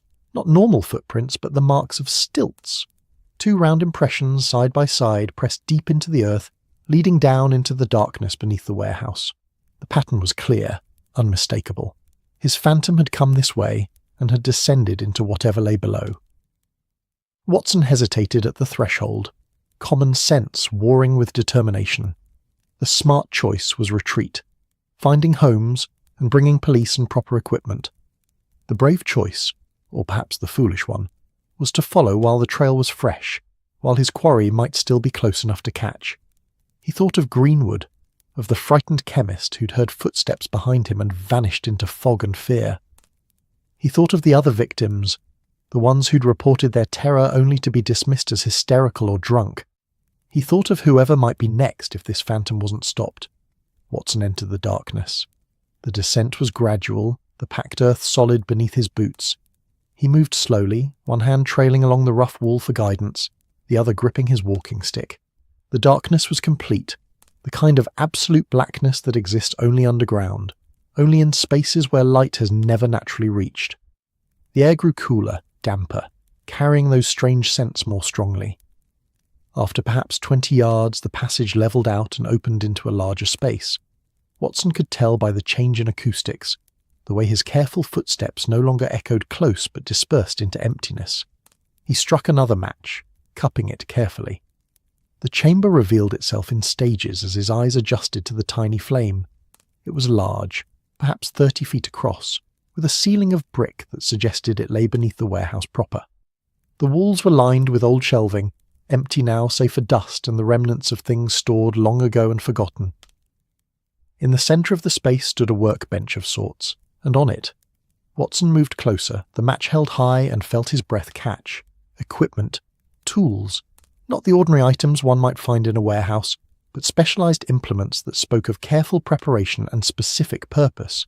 He saw stilts, confirming Holmes's theory, expertly, crafted and fitted with padding to muffle sound. A mask, smooth and white and terrible in its featurelessness, resting on the bench like a severed head. Ropes, canvas, items whose purpose Watson couldn't immediately determine, but whose presence suggested nothing good, and maps. Several maps of London, marked with symbols and annotations Watson couldn't read in the dim light. But he could see enough. Circles around certain areas, routes marked in red, dates, and times noted in a cramped hand. The match burned down to his fingers. Watson dropped it, plunging himself back into darkness, and immediately realized his mistake. He wasn't alone in the chamber. He couldn't see it, couldn't hear it over the hammering of his own heart, but he felt it. The presence of another person in the darkness, close enough that the air moved differently, close enough that he caught that scent of earth and decayed more strongly. Watson spun, stuck raised, backing toward where he remembered the entrance being. His boot caught on something, a rope on the floor perhaps, and he stumbled, catching himself against the wall. From somewhere in the darkness came a sound. Not footsteps this time, but breathing. Slow, measured, deliberate breathing from something that stood between Watson and the only exit he knew. "Who's there?" Watson demanded, hating how his voice echoed in the enclosed space, hating the tremor he couldn't quite suppress. "Show yourself." The breathing continued, steady and patient. Then, from the darkness, a voice, not deep or threatening, but calm, almost conversational, which somehow made it worse. "Dr. Watson, I presume. You're quite far from Baker Street." The voice had an educated accent. London, but refined. The speech of someone who'd had proper schooling. Whoever wore the mask and stilts wasn't some common criminal, but someone of intelligence and cultivation. "Who are you?" Watson asked, searching his pockets for more matches with fingers that shook slightly. "Someone who appreciates fear," the voice replied from the darkness. "Who understands its uses, its power, its value? You felt it yourself tonight, didn't you, Doctor? That primal terror when you heard footsteps behind you, when you saw something that shouldn't exist. That's what I create. That's what I am." Watson found his matches, struck one. The flame revealed nothing. Whoever spoke had moved, was somewhere beyond the small circle of light. The match showed him only empty space and his own shadow leaping huge against the brick walls. "Why?" Watson asked. "Why terrorize innocent people? Why take Greenwood?" A pause. The breathing continued somewhere in the darkness. "Innocent? No one is innocent, Doctor. Everyone has secrets. Everyone has debts. I simply collect what's owed." "That's not an answer." "It's the only answer you'll get tonight." The voice had moved again, circling perhaps, staying beyond the light's reach. "You should leave now, Dr. Watson. Go back to your comfortable rooms, your loyal friend, your stories of logic and reason. This place isn't for you. This work isn't for you to understand. I'm not leaving without answers, without finding out what happened to Greenwood." A soft laugh from the darkness, genuinely amused. "Brave. Foolish, but brave. Very well, Doctor. One answer before you go, whether you choose to go willingly or otherwise. Greenwood was a means to an end. They all are. The fear, the footsteps, the disappearances, all of it serves a purpose larger than you can imagine, and it's only just beginning." Watson turned toward where the voice had come from, match held high, stick ready. "Then I'll stop it. Whatever you're planning, Holmes and I will—" "Will what?" The voice interrupted, still calm, still amused. "You can't stop what you can't understand. You can't catch what lives in fog and fear. Go home, Doctor. Tell your detective friend that London has secrets older and deeper than his methods can touch. Tell him." The match went out. In the sudden darkness, Watson heard movement. Fast. Too fast for someone on stilts to move naturally. He swung his stick in the direction of the sound, connected with nothing but air. Then something struck him from behind. Not hard enough to cause serious injury, but sufficient to stagger him, to send him stumbling forward in complete blackness.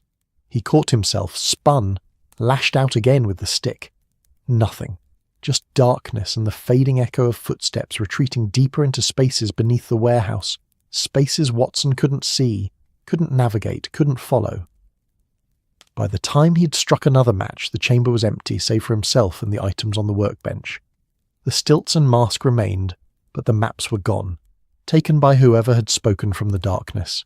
And Watson, standing alone in the underground space with his tiny flame pushing weakly against an ocean of shadow, realized he'd been played. Drawn down here deliberately, allowed to see just enough to understand how little he actually knew, then dismissed like a child who'd wandered where he wasn't wanted. He made his way back to the entrance, climbed the sloping passage to the surface, emerged into fog that seemed almost welcoming after the absolute darkness below. His hands were shaking now that the immediate danger had passed, adrenaline leaving his system and taking his strength with it. Watson marked the warehouse location carefully in his mind, noted the street names visible on nearby corners, then made his way toward Westminster Bridge where he was to meet Holmes. He had much to report, though little of it was reassuring. Their phantom was real, was human, was intelligent and educated, and working towards some goal Watson couldn't fathom. And somewhere beneath London's streets, in spaces most people didn't know existed, someone was collecting victims and building towards something larger. The fog swirled around Watson as he walked, and he found himself listening to his own footsteps, wondering if somewhere in that grey darkness someone was listening to them too. Westminster Bridge materialised from the fog like a ghost of itself, its stone arches barely visible in the grey darkness, the Thames flowing unseen beneath with a sound like whispered secrets.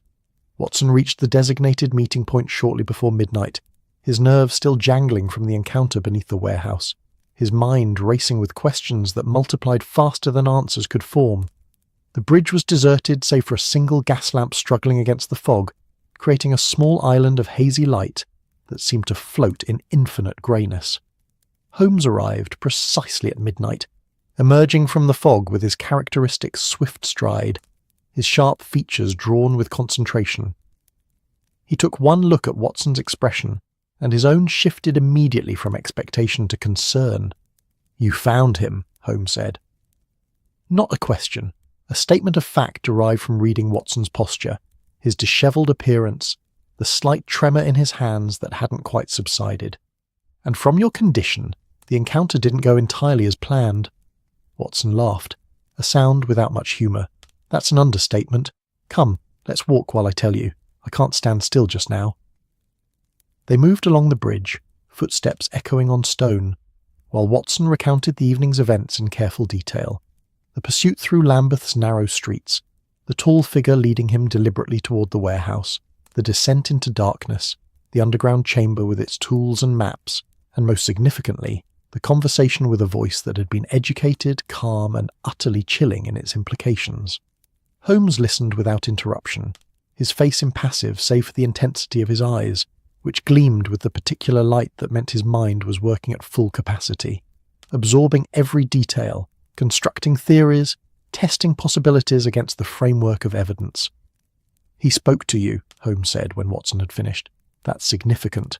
He could have simply fled or attacked, but he chose conversation.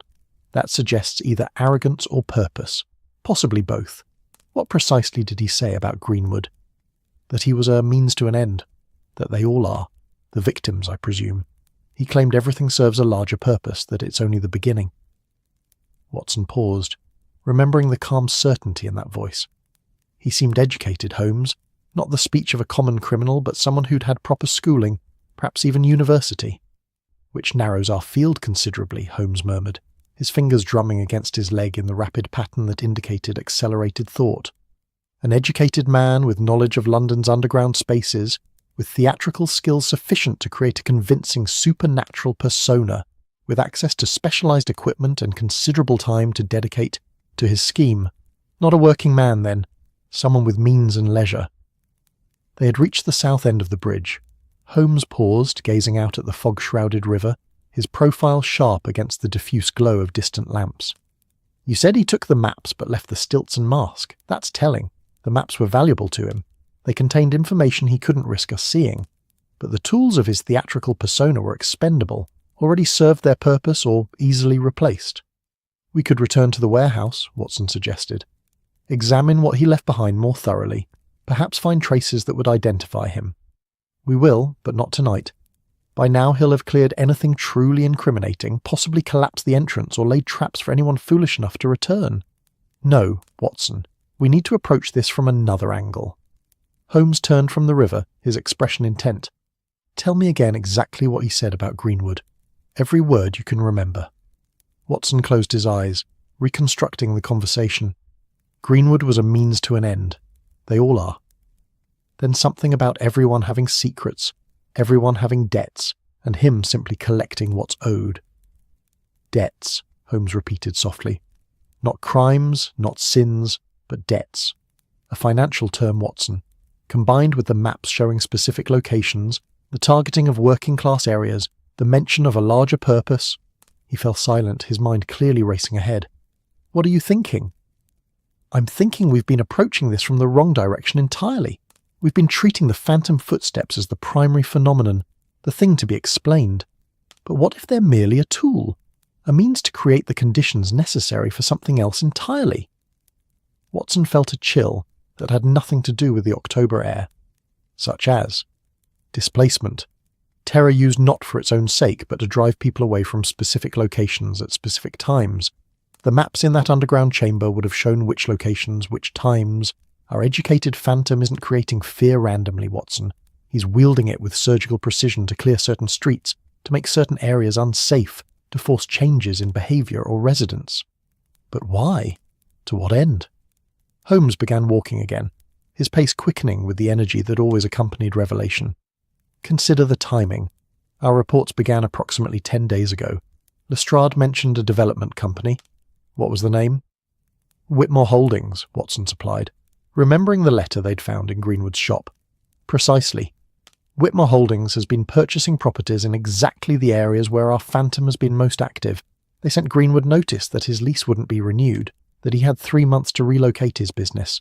But what if 3 months was too long? What if they needed the property sooner, needed him gone more quickly? Watson felt the pieces, beginning to align in his mind, though the picture they formed was ugly. You think the phantom was manufactured to drive Greenwood out? To terrorise him until he fled, or could be made to disappear, creating the appearance that he'd abandoned his property due to fear. With the shopkeeper gone, the lease could be declared void, the property claimed more quickly.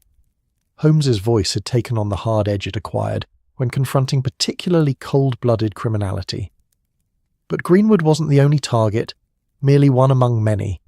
9 reported incidents, Watson, and you suggested 90 unreported. How many of those victims were small business owners?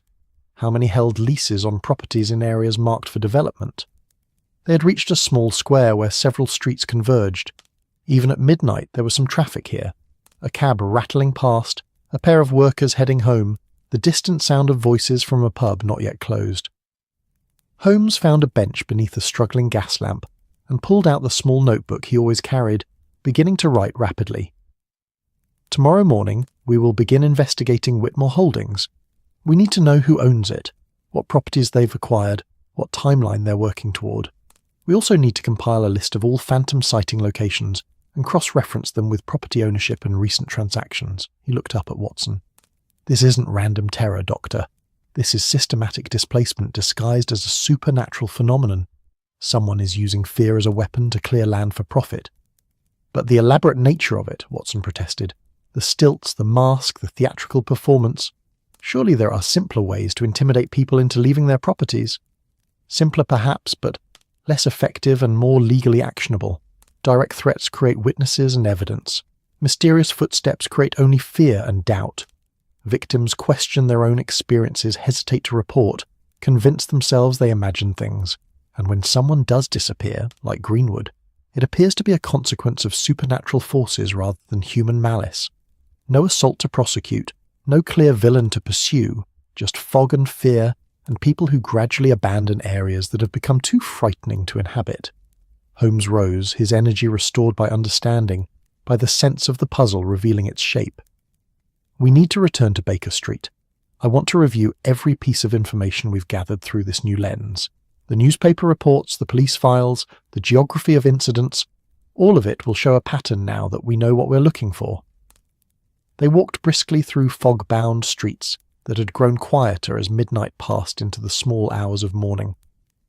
London at this hour belonged to shift workers and insomniacs, to those whose business required darkness, to the city's nocturnal rhythms that most of its daytime inhabitants never witnessed.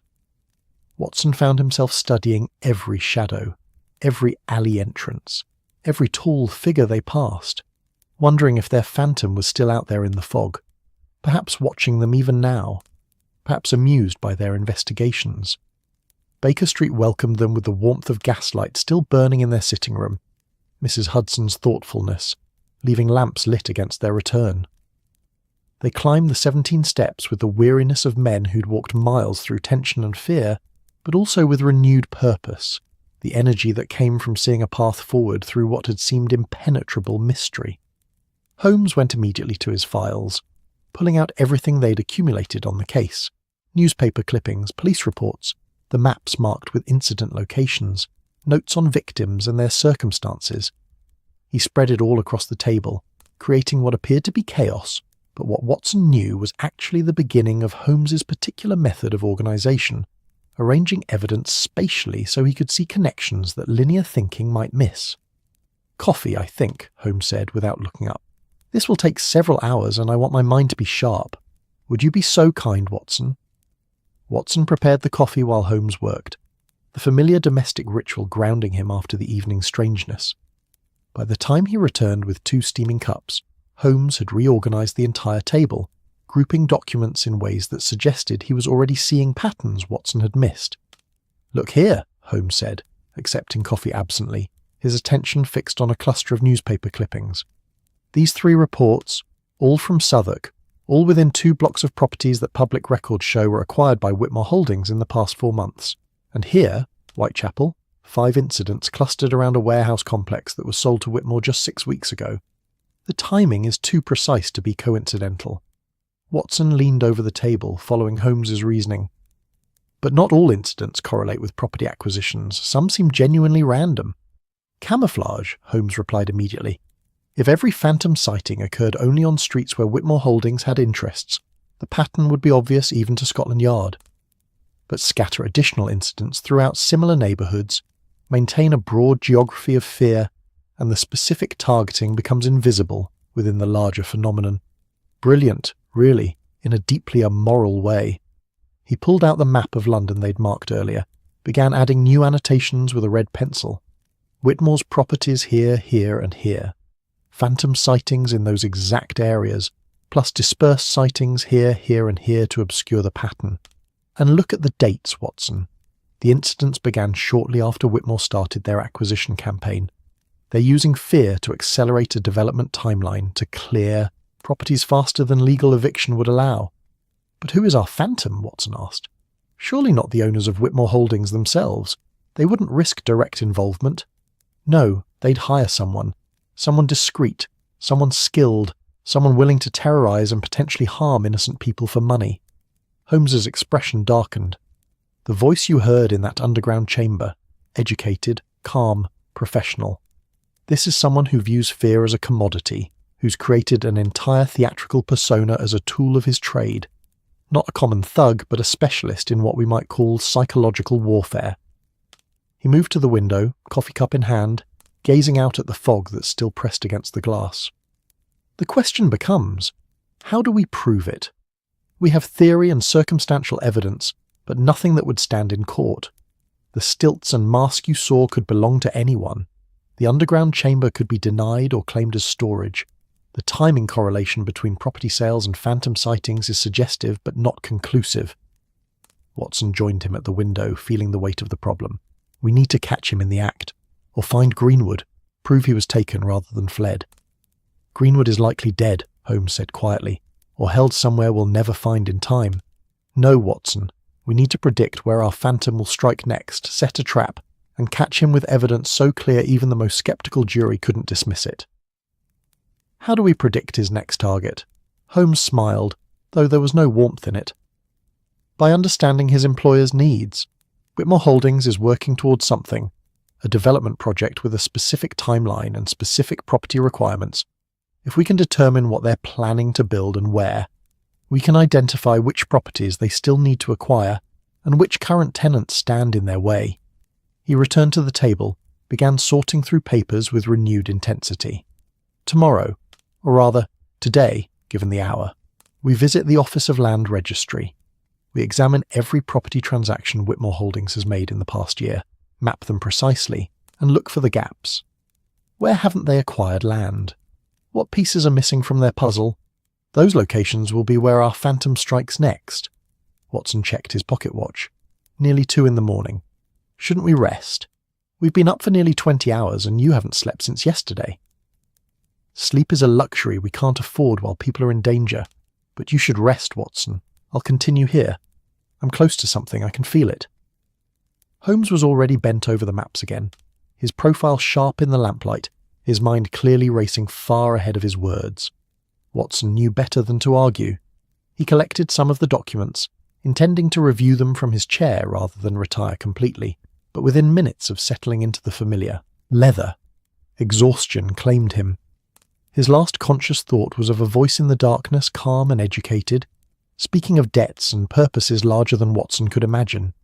He woke to daylight struggling through the fog, Mrs. Hudson gently shaking his shoulder with a concerned expression. "Dr. Watson, you've a visitor, Inspector Lestrade, and he says it's urgent." Watson sat up, his neck protesting from the awkward angle he'd slept in, and found Holmes already dressed in fresh clothes, eyes bright despite his sleepless night. Lestrade stood by the door, hat in hand, his face gravely. "Gentlemen, we've had another disappearance," Lestrade said without preamble. "A shopkeeper from Whitechapel vanished last night on his walk home, and this time there were witnesses." Holmes was instantly alert. Witnesses to what, precisely? "To a figure matching the description Dr. Watson gave me yesterday. Impossibly tall, moving strangely, pursued the shopkeeper into an alley. 2 workmen heard screams, came running, but found nothing except—" Lestrade paused, pulling a handkerchief from his pocket and unwrapping it carefully. Inside lay a smooth white object. A piece of the mask, Watson realised. A fragment that had broken off or been torn away, revealing what it was made of. Not plaster or ceramic as he'd assumed, but something lighter. Papier-mâché, perhaps, layered and hardened. "The workmen found this at the alley entrance," Lestrade continued, "along with these." He produced a small bag containing what appeared to be metal tips, the kind that might cap the bottom of stilts to prevent slipping on cobblestones. Holmes took both items, examining them with intense focus. "Finally, physical evidence. Tell me everything about this shopkeeper, Lestrade. His name, his business, his property situation." Lestrade consulted his notebook. Marcus Webb, tobacconist, shop on Commercial Street. Been there 15 years. Well liked, no known enemies or debts. "And his lease?" Holmes asked, though Watson could tell from his tone he already suspected the answer. "Held through a landlord who sold the building 3 months ago. New owners gave Webb notice that his lease wouldn't be renewed. He had until January to relocate, but he'd been slow about it, kept hoping for an extension." Lestrade looked between Holmes and Watson. "Don't tell me this is about property development." "I'll tell you exactly what it's about, Inspector, but first we need to visit the Office of Land Registry. Watson, are you sufficiently recovered to accompany us?" Watson was already reaching for his coat. "Lead the way." The Office of Land Registry occupied a stolid building in Lincoln's Inn Fields, its interior smelling of old paper and the particular mustiness that accumulated around decades of filed documents. The clerk who assisted them was elderly, precise, and possessed of the peculiar devotion to records that characterized the best of his profession. "Whitmore Holdings," he repeated, adjusting his spectacles. "Yes, quite active in recent months, primarily in Southwark and Whitechapel, some holdings in Lambeth as well. Shall I pull the complete transaction history?" "If you would be so kind," Holmes said with the particular courtesy he employed when he needed cooperation. "Every property acquired in the past year with dates and previous owners." The clerk disappeared into the stacks, returning 20 minutes later with a substantial folder. Holmes spread the documents across the available table, his eyes scanning rapidly, his fingers tracing property boundaries on the maps included with each transaction. Watson watched his friend's expression shift from concentration to understanding to something like grim satisfaction. "What do you see?" he asked quietly. Holmes pointed to the map where he'd been marking properties with small pencil dots. "Look at the pattern, Watson. Whitmore isn't buying randomly. They're assembling a continuous plot of land, piece by piece. Here, here, and here. They've acquired everything in this 3-block area except for 5 properties. 3 residential, 2 commercial. Those 5 holdouts are preventing them from having the complete parcel they need for—" He pulled out another document, one that had been tucked into the file, a planning proposal submitted to the London County Council 6 months prior. Watson read over his shoulder and felt a chill of understanding. "A railway expansion," he breathed. "They're planning to extend the Underground Railway, and they need a continuous right-of-way. With construction scheduled to begin in January," Holmes added, his voice tight, "which means they need those final 5 properties cleared within the next 2 months. Legal eviction takes time, requires notice periods and potential compensation. But if tenants simply disappear, if properties become vacant due to unexplained circumstances, they can claim abandonment, void the leases, seize the properties," Lestrade finished, his face darkening. My God! They're manufacturing supernatural terror to steal land for railway development. Holmes was already gathering the documents. We need to protect those 5 remaining properties. Warn the tenants, establish police presence, set our trap. Our phantom will be forced to strike soon. The timeline is pressing, and when he does, we'll be ready. But who is he? Watson asked. Who did Whitmore hire for this? Someone with theatrical training, obviously. Someone comfortable with heights and skilled in acrobatics. Stilt walking requires considerable balance and practice. Someone educated enough to plan systematically, but immoral enough to terrorize and harm innocent people. Holmes paused. And someone with knowledge of London's underground spaces, its sewers and tunnels and forgotten cellars. That's a relatively rare combination of skills, gentlemen. Lestrade was already moving toward the door. I'll have men posted at all 5 properties. Tonight. If your phantom appears, we'll have him. Carefully, Inspector, Holmes warned. He's proven himself resourceful and dangerous. Don't underestimate him simply because his methods are theatrical. And remember, he's almost certainly not working alone. Whitmore Holdings has resources and connections. They wouldn't risk direct involvement, but they're ultimately responsible for everything our phantom has done. They emerged from the registry office into fog that had thinned slightly with daylight but still clung to London like reluctance. Watson felt exhausted but also energized by understanding, by the sense that they'd finally grasped the shape of the conspiracy, even if they hadn't yet identified all its architects. Tonight then, Holmes said as they climbed into a cab back to Baker Street, tonight we end this. We catch our phantom, prove the connection to Whitmore Holdings, and shut down their murderous development scheme before anyone else disappears into the fog.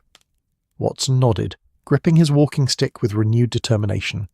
Somewhere in London's maze of streets, a man on stilts was preparing for another night of terror, another victim to clear from property needed for railway expansion.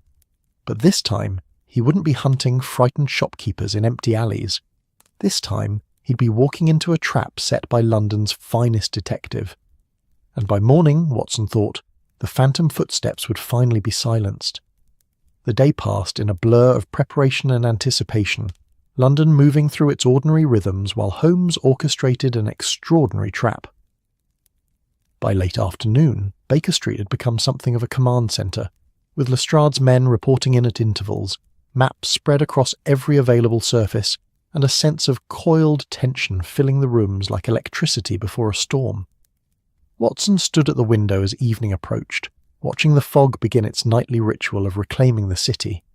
The sky had taken on that peculiar grey-violet colour of October twilight, neither day nor night but something suspended between, and with it came the familiar dampness that heralded another fog-bound evening. The 5 properties are under surveillance, Lestrade reported, consulting his notes for perhaps the 10th time. 2 men at each location, positioned to observe without being obvious. They have descriptions of our phantom, instructions to follow rather than confront if possible, and whistles to summon reinforcement. Holmes nodded absently, his attention fixed on a map of the Thames embankment. He'd been studying it for the past hour with an intensity that suggested he saw something there that troubled him, though he hadn't yet shared what. "Holmes," Watson ventured, "is something wrong?" "Possibly everything," Holmes murmured, tracing a finger along the river's course. "Or possibly I'm seeing patterns that don't exist. Watson, do you recall what our phantom said to you in that underground chamber?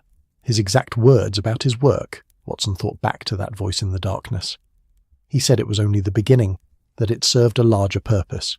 Yes, but before that, when you asked about Greenwood specifically." "A means to an end," Watson quoted. "They all are." "They all are," Holmes repeated softly. "Not he is, but they are. Plural, Watson. Which suggests Greenwood isn't the only one who's been taken, only the first we know about. There could be others, victims who vanished but haven't yet been connected to the phantom footsteps." Lestrade frowned. "We'd have heard about multiple disappearances, surely. Missing persons are reported, investigated." "Unless they're not reported as missing," Holmes interrupted.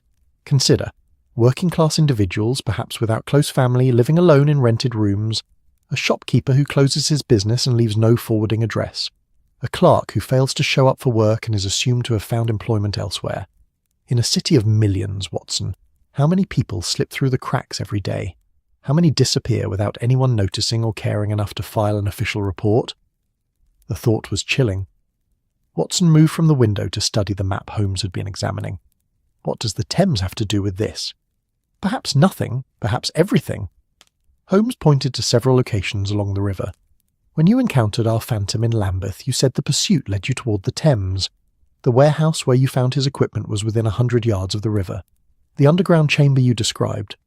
Watson, you mentioned smelling damp earth and something organic, something that reminded you of preservation fluids. Yes, but I assumed it was just the mustiness of a disused cellar. What if it wasn't? What if that smell had a more specific source? Holmes pulled out another document, one Watson hadn't seen before. This morning, while you were resting, I made inquiries at the Thames River Police. In the past month, they've recovered 3 bodies from the river, all listed as probable suicides or accidental drownings, all unidentified, unclaimed, all discovered in the same general area of Southwark, within half a mile of where you found that warehouse. Watson felt his stomach tighten. You think they're connected to our case? I think the Thames is a very convenient disposal method for someone engaged in making people disappear. Bodies in the river can drift for miles, become unrecognisable, lose any evidence that might link them to specific crimes. And if they're found at all, the assumption is almost always drowning, accident, suicide, or drunken misadventure. No one looks for signs of prior violence or abduction. Lestrade had gone pale. My God! You're suggesting this isn't just property fraud, you're saying it's murder. I'm saying we don't yet know the full scope of what Whitmore Holdings has commissioned. Terrorising people into abandoning property is one thing, but what happens when someone refuses to be frightened away, when they're too stubborn or too poor to relocate easily? The deadline is January, Inspector. Construction must begin on schedule, which means those properties must be vacant. If fear doesn't work. He left the sentence unfinished, but its implications hung heavy in the room. Watson checked his pocket watch. Nearly 6 o'clock. Full darkness would arrive within the hour, and with it their phantom would likely begin his night's work. We should take our positions. If he's going to strike at one of the 5 properties, we want to be ready. Actually, Holmes said, his voice carrying that particular quality it had when he'd made a decision others wouldn't like. I want you to come with me to the Thames. Lestrade and his men can handle the surveillance of the properties. You and I have a different investigation to pursue. The bodies? Watson asked. The bodies, and more importantly, where they entered the water. The Thames police reports list the recovery locations, but bodies drift with the current. I want to find where they actually went in, which may tell us where they were held before disposal. Holmes was already reaching for his coat. And there's something else, something in the reports that doesn't quite fit the pattern. Lestrade looked torn between his duties. Mr. Holmes, if you're right about the scope of this, I should come with you. Multiple murders change everything. Your men need coordination, Inspector, and we need someone in authority who can act quickly if our phantom appears at one of the watch properties. Watson and I will investigate the river. You maintain the surveillance. We'll reconvene at Baker Street by midnight, or sooner, if either party discovers something significant. Within 20 minutes they were in a cab heading toward the Thames, the fog thickening as they approached the river. The embankment at this hour was largely deserted, the honest workers having gone home and the less honest not yet emerged for their nightly business. Gas lamps struggled against the fog, creating small pools of hazy light that seemed to float in grey nothingness. Holmes directed the cab to Southwark, to a section of riverbank where warehouses and old docks created a landscape of shadows and decay. They dismissed the cab and walked the final quarter-mile on foot, Holmes consulting the Thames police reports by the light of the small lantern he'd brought. The first body was recovered here, he said, stopping at a set of stone steps that descended into the river. The tide was out, exposing muddy banks that smelled of silt and things best not examined too closely. Male, approximately 40 years old, in the water perhaps 2 days before discovery. No identification, no distinguishing marks mentioned in the report. Watson looked at the dark water sliding past, thinking of what secrets it carried. How do we determine where he entered? By understanding the current. The Thames flows east toward the sea, but its speed varies with the tides and the configuration of the banks. A body entering the water upstream from here would drift down with the current. The question is, how far upstream? Holmes began walking west along the embankment, his lantern casting strange shadows against the warehouse walls. They walked for perhaps 10 minutes, Watson following Holmes's lead, trusting his friend's reasoning even when it wasn't entirely clear.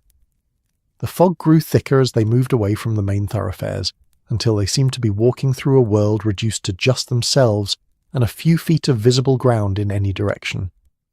Holmes stopped suddenly at a section of bank where an old loading dock extended out over the water. Wooden pilings rose from the mud like rotted teeth, and a rickety platform sagged above the tide line. "Here," he said softly, "or somewhere very near here." "How can you tell?" "Look at the configuration of the bank, the way the current would flow around this dock. A body entering the water here would be caught by the eddies, held close to shore initially, then released to drift downstream as the tide changed. The timing and recovery location match." He moved closer to the dock, playing his lantern over the wooden structure.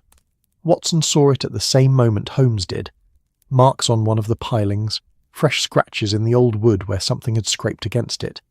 And on the platform above, just visible in the lantern light, dark stains that could have been water damage, but might also have been something else.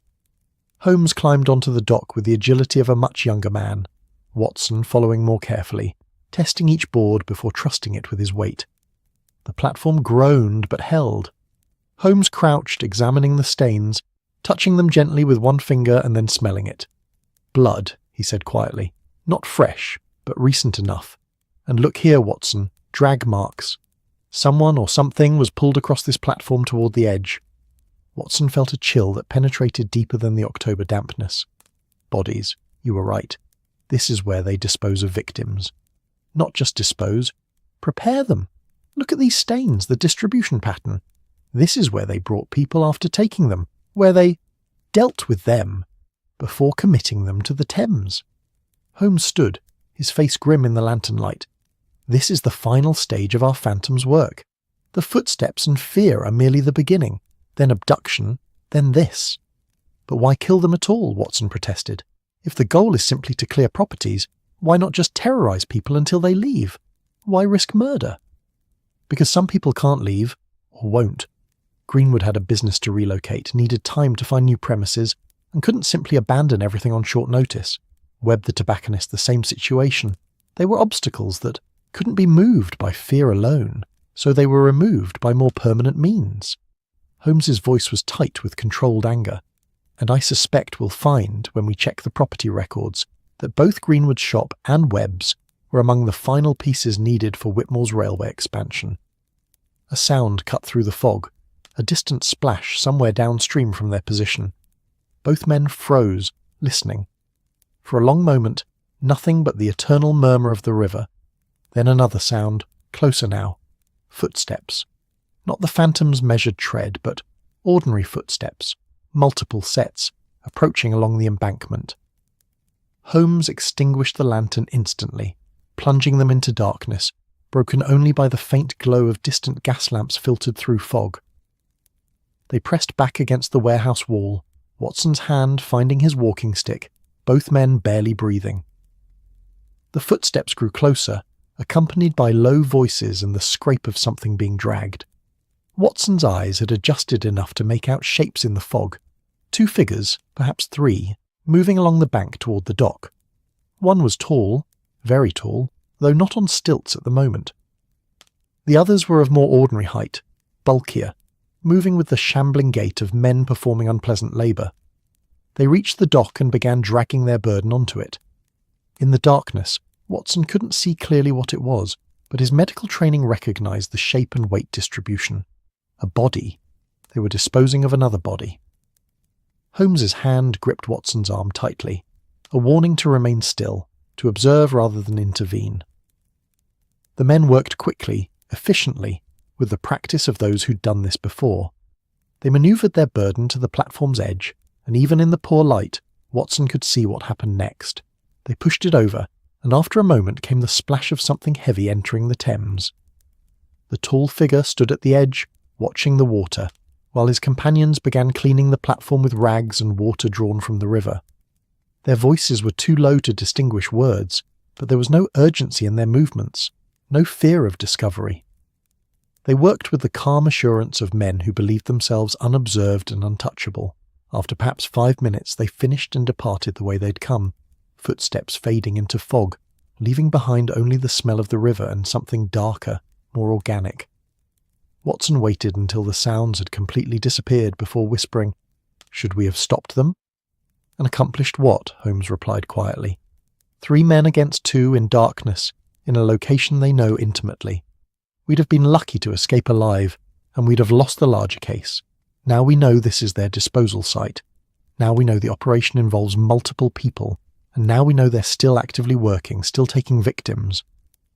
He moved cautiously to the dock's edge, peering, down at the water below. The tide had turned, Watson realised. The body that had just been committed to the Thames would drift downstream with the current, eventually be found or not found, be identified or not identified, become one more statistic in the river's endless accounting of London's lost and forgotten. We need to alert the Thames police, Watson said. Have them search downstream, try to recover the body before it drifts too far. Already planned. But first, I want to see where our friends came from.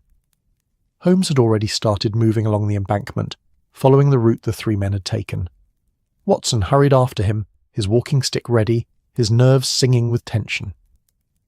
The trail led them to a warehouse about 100 yards upstream from the dock, larger than the one Watson had explored in Lambeth, but with the same air of disuse and decay.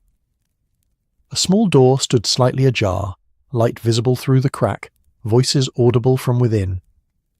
Holmes approached with extreme caution, Watson close behind, both men moving with the silence of long practice. They positioned themselves beside the door, listening. "Told you to be more careful with the timing," a voice was saying. Educated, cultured, frighteningly familiar. The voice Watson had heard in the underground chamber. "The police are watching the remaining properties.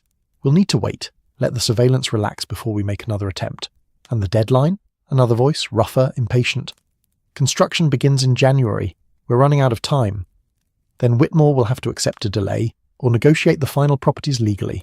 I agreed to facilitate clearances through psychological means, not to operate under impossible constraints. The detective is too close now, that fool Sherlock Holmes and his army doctor companion." Watson felt Holmes stiffen beside him at this mention. The rough voice again. "What do you want us to do with the equipment, the stilts and masks?" "Destroy them.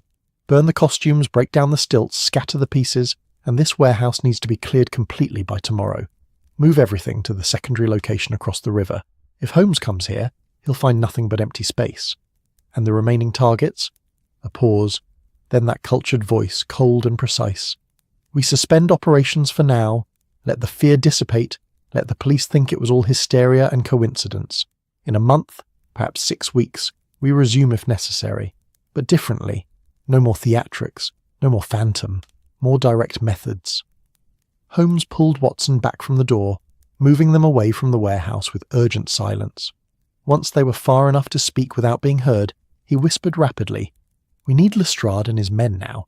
They're planning to destroy evidence and relocate. If we don't move tonight, we will lose everything." "But we heard them. We have their confession." "Overheard conversations aren't enough. We need physical evidence, the equipment, documentation linking them to Whitmore Holdings, and we need to catch them in the act of disposal or abduction." Holmes was already moving, heading back toward the main street where they could find a cab. "Alert the Thames police as well. I want that body recovered before morning." They found a cab and made record time back to Baker Street, where Lestrade was coordinating his surveillance operations. Holmes explained in rapid-fire sentences what they'd witnessed, what they'd overheard, the urgency of acting immediately. Lestrade absorbed it all, his face darkening with each revelation. Multiple murders in service of property development. Christ, this is bigger than anything I've handled. "Which is why we need to move carefully but quickly," Holmes said. "Surround the warehouse, block all exits, and raid simultaneously. They're planning to clear out by tomorrow. We have tonight to catch them with evidence intact." Within the hour, a force of 20 police constables had assembled. The plan was precise. Surround the warehouse completely, wait for Holmes's signal, then move in together to prevent escape. Lestrade would lead the main force through the front entrance. Holmes and Watson would cover the riverside, preventing disposal of evidence or escape by water. They returned to Southwark in a convoy of police vehicles, the fog now so thick that visibility extended barely 10 feet. Perfect conditions for the operation, Holmes noted. The suspects wouldn't see the police assembling, wouldn't know they were surrounded until it was too late. At the warehouse, officers moved into position with professional silence.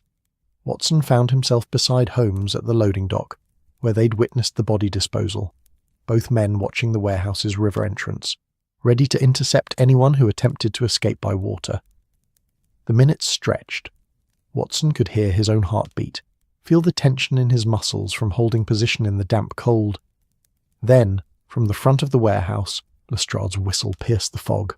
The raid began, shouts echoed through the night, the crash of doors breaking, running footsteps, and there, the river entrance burst open, two figures emerging in flight.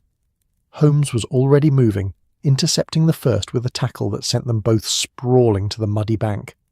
Watson raised his stick as the second figure came at him, the tall one, the Phantom himself without his stilts but still imposing. They grappled briefly, Watson using his military training to good effect, before police constables arrived to assist. Within minutes, both men were restrained, and the warehouse was secure. Inside, under the harsh light of police lanterns, the full scope of the operation revealed itself. The stilt-walking equipment, yes, but also costumes, masks in various stages of construction, maps showing not just the 5 known properties, but dozens more marked for future operations, and, most damning of all, a ledger carefully maintained listing names, dates, properties and outcomes. Greenwood's name was there, Webb's, and 7 others, all marked with a simple notation. Resolved, River. 9 murders to clear property for railway development. 9 lives ended so that Whitmore Holdings could maintain its construction timeline. The tall man, their Phantom, said nothing, maintaining dignified silence even in custody. But his companion, faced with evidence of multiple murders, began talking, offering up names and details in exchange for leniency. He confirmed what Holmes had deduced. Whitmore Holdings had hired the tall man, a former theatrical performer named Cornelius Vale, to create fear and clear properties. When fear proved insufficient, the mandate had expanded to more permanent solutions.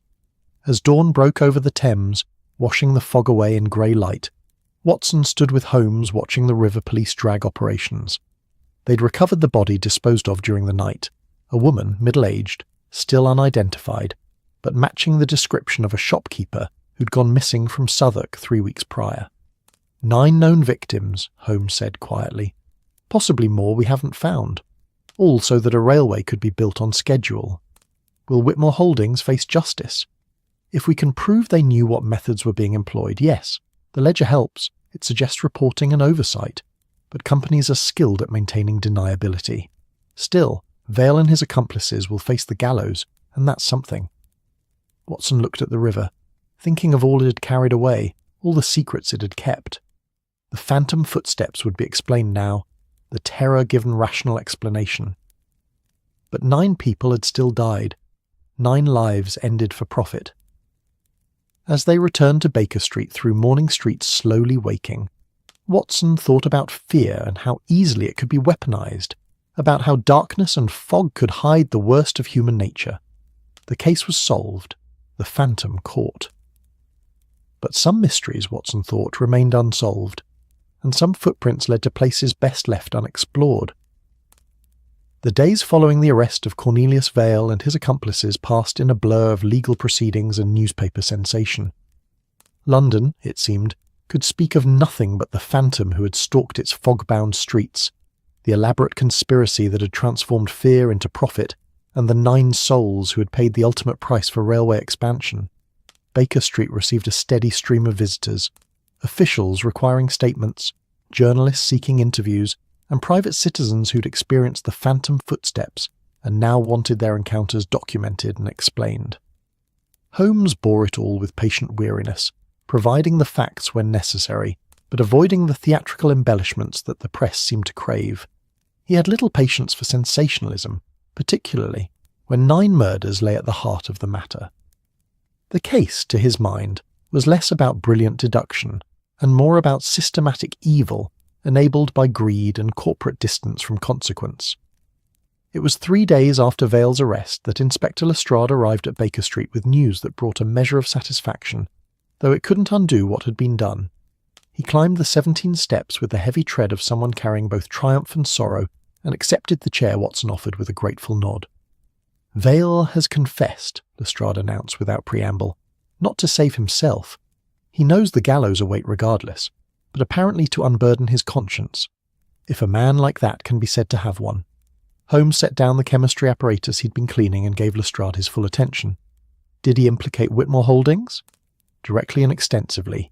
He kept records, Mr. Holmes, detailed records of every instruction he received, every payment, every communication. It seems he didn't entirely trust his employers and wanted insurance should they attempt to make him a convenient scapegoat.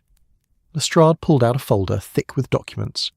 The director of Whitmore Holdings, a man named Augustus Whitmore, personally commissioned the terror campaign, hired Vale for his theatrical skills and what he delicately termed his willingness to pursue practical solutions. Practical solutions being murder, Watson said quietly. Precisely. Vale was paid handsomely, £500 per property cleared, with bonuses for quick resolution. He recruited his accomplices from the London underworld, men with experience in violence and no particular scruples about its application. The stilts and masks were Vale's own innovation, drawing on his theatrical background. He'd performed as a stilt walker in his youth, touring with various shows across Europe. Holmes leaned back in his chair, fingers steepled beneath his chin. And the victims? Has he provided information that might help identify those we haven't yet named? He has. 7 of the 9 have now been identified, all small business owners or long-term tenants whose properties stood in the way of the railway expansion. The remaining 2 were apparently cases of mistaken identity, wrong place and time, people who resembled intended targets and were taken before the error was discovered. Lestrade's voice carried disgust. Vale expressed regret about those particular deaths. Not moral regret, you understand, but professional annoyance at the inefficiency. Watson felt his jaw tighten. He'd encountered evil during his military service, had seen what humans could do to one another in war's extremity, but there was something particularly chilling about this calculated deployment of terror for profit, this transformation of fear into a business model. What sentence does Whitmore face? He asked. If justice is served, the same as Vale, death by hanging. The Crown prosecution is building a case based on Vale's testimony and the documentary evidence. It will take months to proceed through the courts, but the outcome seems certain. Whitmore attempted to flee when we came for him, which rather undermined his claims of innocence. Lestrade allowed himself a grim smile. He was apprehended at Dover, attempting to board a ship to France. Holmes nodded slowly, though his expression remained troubled. And the properties themselves, the railway expansion, suspended indefinitely. The scandal has made it politically impossible to proceed, even with legitimate acquisitions. The London County Council is conducting a full review of the project. Some say it will be cancelled entirely, though others believe it will resume in modified form once the fuss dies down. Railways are needed, after all, regardless of the crimes committed in their name. True enough, Holmes murmured, though one hopes future developers will employ less murderous methods of land acquisition. They sat in silence for a moment, the weight of the case settling over them. 9 lives taken, 2 men facing execution, a development project in ruins, and London's confidence in its own safety shaken. The phantom had been caught and explained, reduced from supernatural terror to mere criminality, but the scars it had left would take longer to heal. There is one thing, Lestrade said, his tone shifting slightly, becoming uncertain in a way that immediately captured Holmes's attention. Something Vale mentioned during his confession that, well, it doesn't quite fit with everything else. Go on, Holmes prompted. He claims he only operated for approximately 3 weeks, began his campaign in early October, escalated to abductions by mid-month, and was working on his final targets when you gentlemen intervened, which matches our timeline. The first reported phantom sightings were about 3 weeks ago. Yes, Watson said, not seeing the difficulty. Well, Doctor, the thing is, we've had other reports, older reports, predating Vale's campaign by months or even years, people claiming they heard footsteps behind them in fog, saw tall shadowy figures, felt pursued by something unnatural. Lestrade pulled out another set of documents, older police reports with dates stretching back over 2 years. We dismissed them as urban legend, the sort of ghost stories that circulate in any large city. But now? Holmes took the reports, scanning them rapidly. His eyes narrowed with interest. These are concentrated in the same general areas, Southwark, Lambeth, the Docklands, but the dates predate any railway development plans, any property acquisition by Whitmore Holdings. Exactly, which suggests either remarkable coincidence or... Lestrade trailed off, clearly uncomfortable with the alternative. Or Vale wasn't the first to employ this particular method of creating terror, Holmes finished. Or there was something already present in those areas, something that Vale discovered and exploited, something that gave him the idea for his phantom persona. Watson felt a familiar chill, the same sensation he'd experienced during his encounters with the tall figure in the fog. "You're not suggesting something supernatural." "I'm suggesting nothing of the sort," Holmes replied, though his tone lacked its usual certainty. "But I am noting a pattern that extends beyond our solved case. Vale created a phantom to serve his purposes, yes, but perhaps he based his creation on something that already existed in London's folklore, or perhaps there were others before him who used similar methods for different ends." "I'll be honest with you, Mr. Holmes," Lestrade said, gathering his documents. "I don't particularly want to investigate this further. We've caught our murderers, solved our case, achieved justice for the victims we can identify. These older reports, well, they're just stories, aren't they? Fog playing tricks, imagination filling in gaps, the sort of thing that happens in any city with dark streets and heavy mist." "Most likely," Holmes agreed, though Watson noticed he didn't sound entirely convinced. "Thank you for the update, Inspector.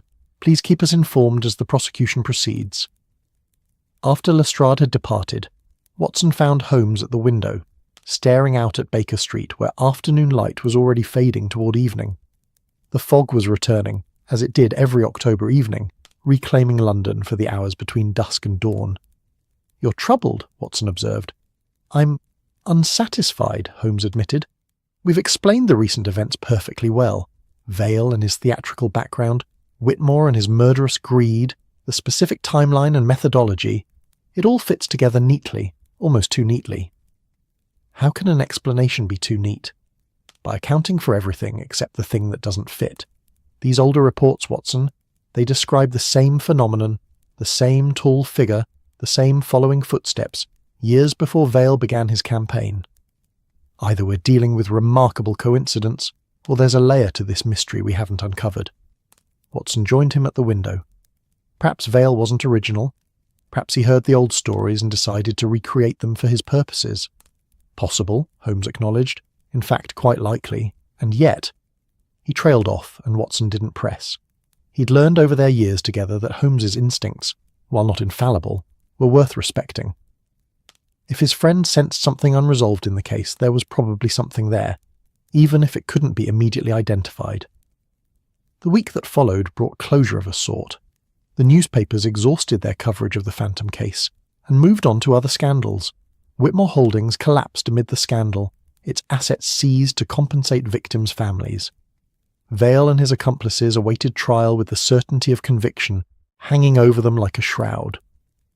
But Watson noticed that Holmes remained restless, often standing at the window during the evening hours, watching fog settle over London with an expression that suggested expectation rather than mere observation. He didn't press his friend, but he wondered what Holmes was watching for, what loose thread he was still trying to follow. The answer came on a Thursday evening, exactly 1 week after Lestrade's visit. Watson had been reading by the fire, Holmes apparently dozing in his chair when his friend suddenly sat upright with the abruptness of someone waking from a significant dream. "Watson," he said urgently, "do you recall what our phantom, what Vale, said to you in that underground chamber, his exact words about his work?" Watson thought back to that voice in the darkness. He said it was only the beginning, that it served a larger purpose than I could understand. Yes, but those were his later statements, after you challenged him. What did he say initially, when you first asked who he was? Watson closed his eyes, reconstructing the conversation. He said he was someone who appreciates fear, who understands its uses, its power, its value. That's what he created, what he was. Created, Holmes repeated softly. Not discovered, not found, created. As if fear itself was his invention, his unique contribution. He rose abruptly, moving to the shelves where he'd stored all the case documents. But what if it wasn't? What if Vale was telling the truth as he understood it, that he created the phantom persona, while missing a larger truth? I don't follow. Holmes pulled out the old police reports Lestrade had left, spreading them across the table. Look at these dates, Watson. 1883, 1884, scattered reports throughout 1885 and into 1886. All describing similar phenomena, footsteps in fog, tall shadowy figures, people feeling pursued. Then a gap of nearly a year with no reports. Then they resumed in October 1887, which is when Vale began his campaign. Perhaps people simply stopped reporting them during the gap period. Or perhaps whatever was creating them stopped, or went elsewhere, or changed its methods. Holmes's eyes gleamed with renewed energy. Watson, what if there is, something else operating in those fog-bound streets? Something that Vale either encountered or heard about, something that inspired his theatrical recreation, but wasn't itself theatrical at all. Watson felt his scepticism warring with an uncomfortable unease. Holmes, we've established that the recent events were entirely human agency. Vale on stilts, wearing masks, using fog and darkness to create illusions of the supernatural. There's no mystery left to solve. No mystery regarding Vale's activities, Holmes corrected, but these older reports predate him by years. They describe the same phenomena he later recreated. Either Vale was extraordinarily unoriginal, copying something that already existed, or...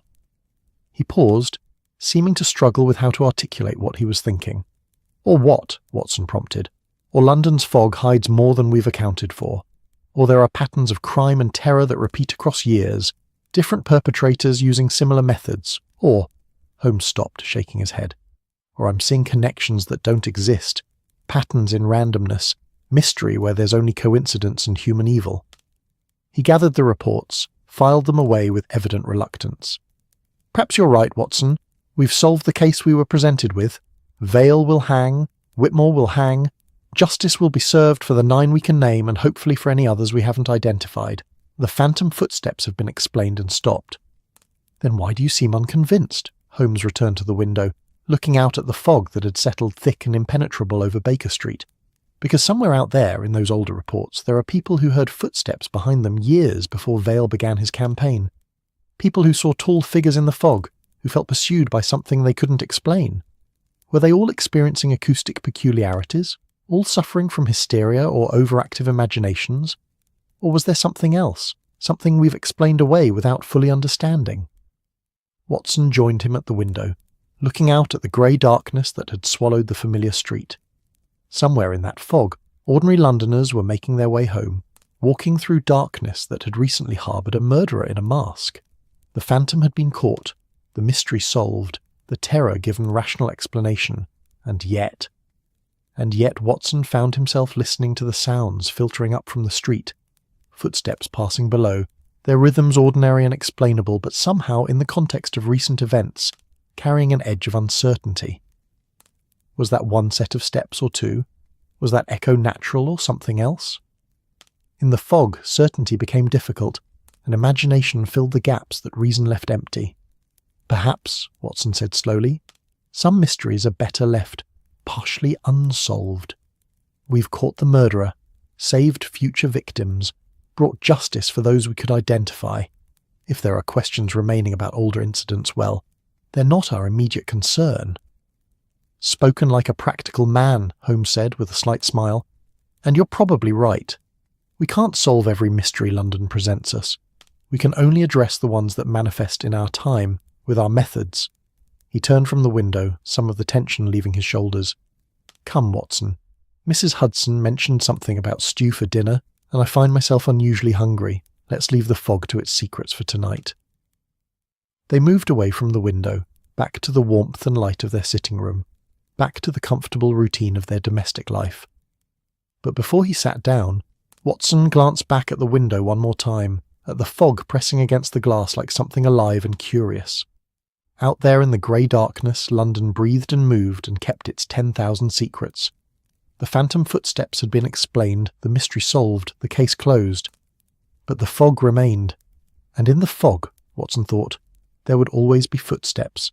Some of them would be ordinary pedestrians making their way home. Some would be echoes and acoustic tricks, sound behaving strangely in heavy mist. And perhaps, just perhaps, some would be something else entirely. Something that predated Vale's theatrical creation, something that would outlast his execution, something that walked the boundary between explanation and mystery, between the rational and the unknown. But those footsteps, if they existed, were for another night, another investigation, another case. Tonight the fire was warm, dinner was waiting, and Baker Street was safe. That would have to be enough. Outside, the fog thickened, and somewhere in its depths footsteps echoed against cobblestones, measured and patient, following rhythms only they understood. And London, ancient and inexhaustible, kept walking into its own eternal twilight, carrying more stories than could ever be told, more mysteries than could ever be solved, more shadows than any light could fully dispel. The phantom had been caught, but the night and the fog and the footsteps that walked within them, those remained, always remained, waiting for the next lonely walker, the next fog-bound evening, the next story to begin. That's our story for tonight. Perhaps you're settling into the quiet midnight of Zurich, the soft seaside air of Cape Town, the warm night hum of Mexico City, or the gentle calm of Copenhagen. If this moment brought you comfort, like the episode and subscribe for more nights filled with quiet dreams. Let the darkness feel soft around you. Let your thoughts drift slowly. Let your dreams rise like a quiet tide. Sleep peacefully now, wherever you are in this vast and beautiful world.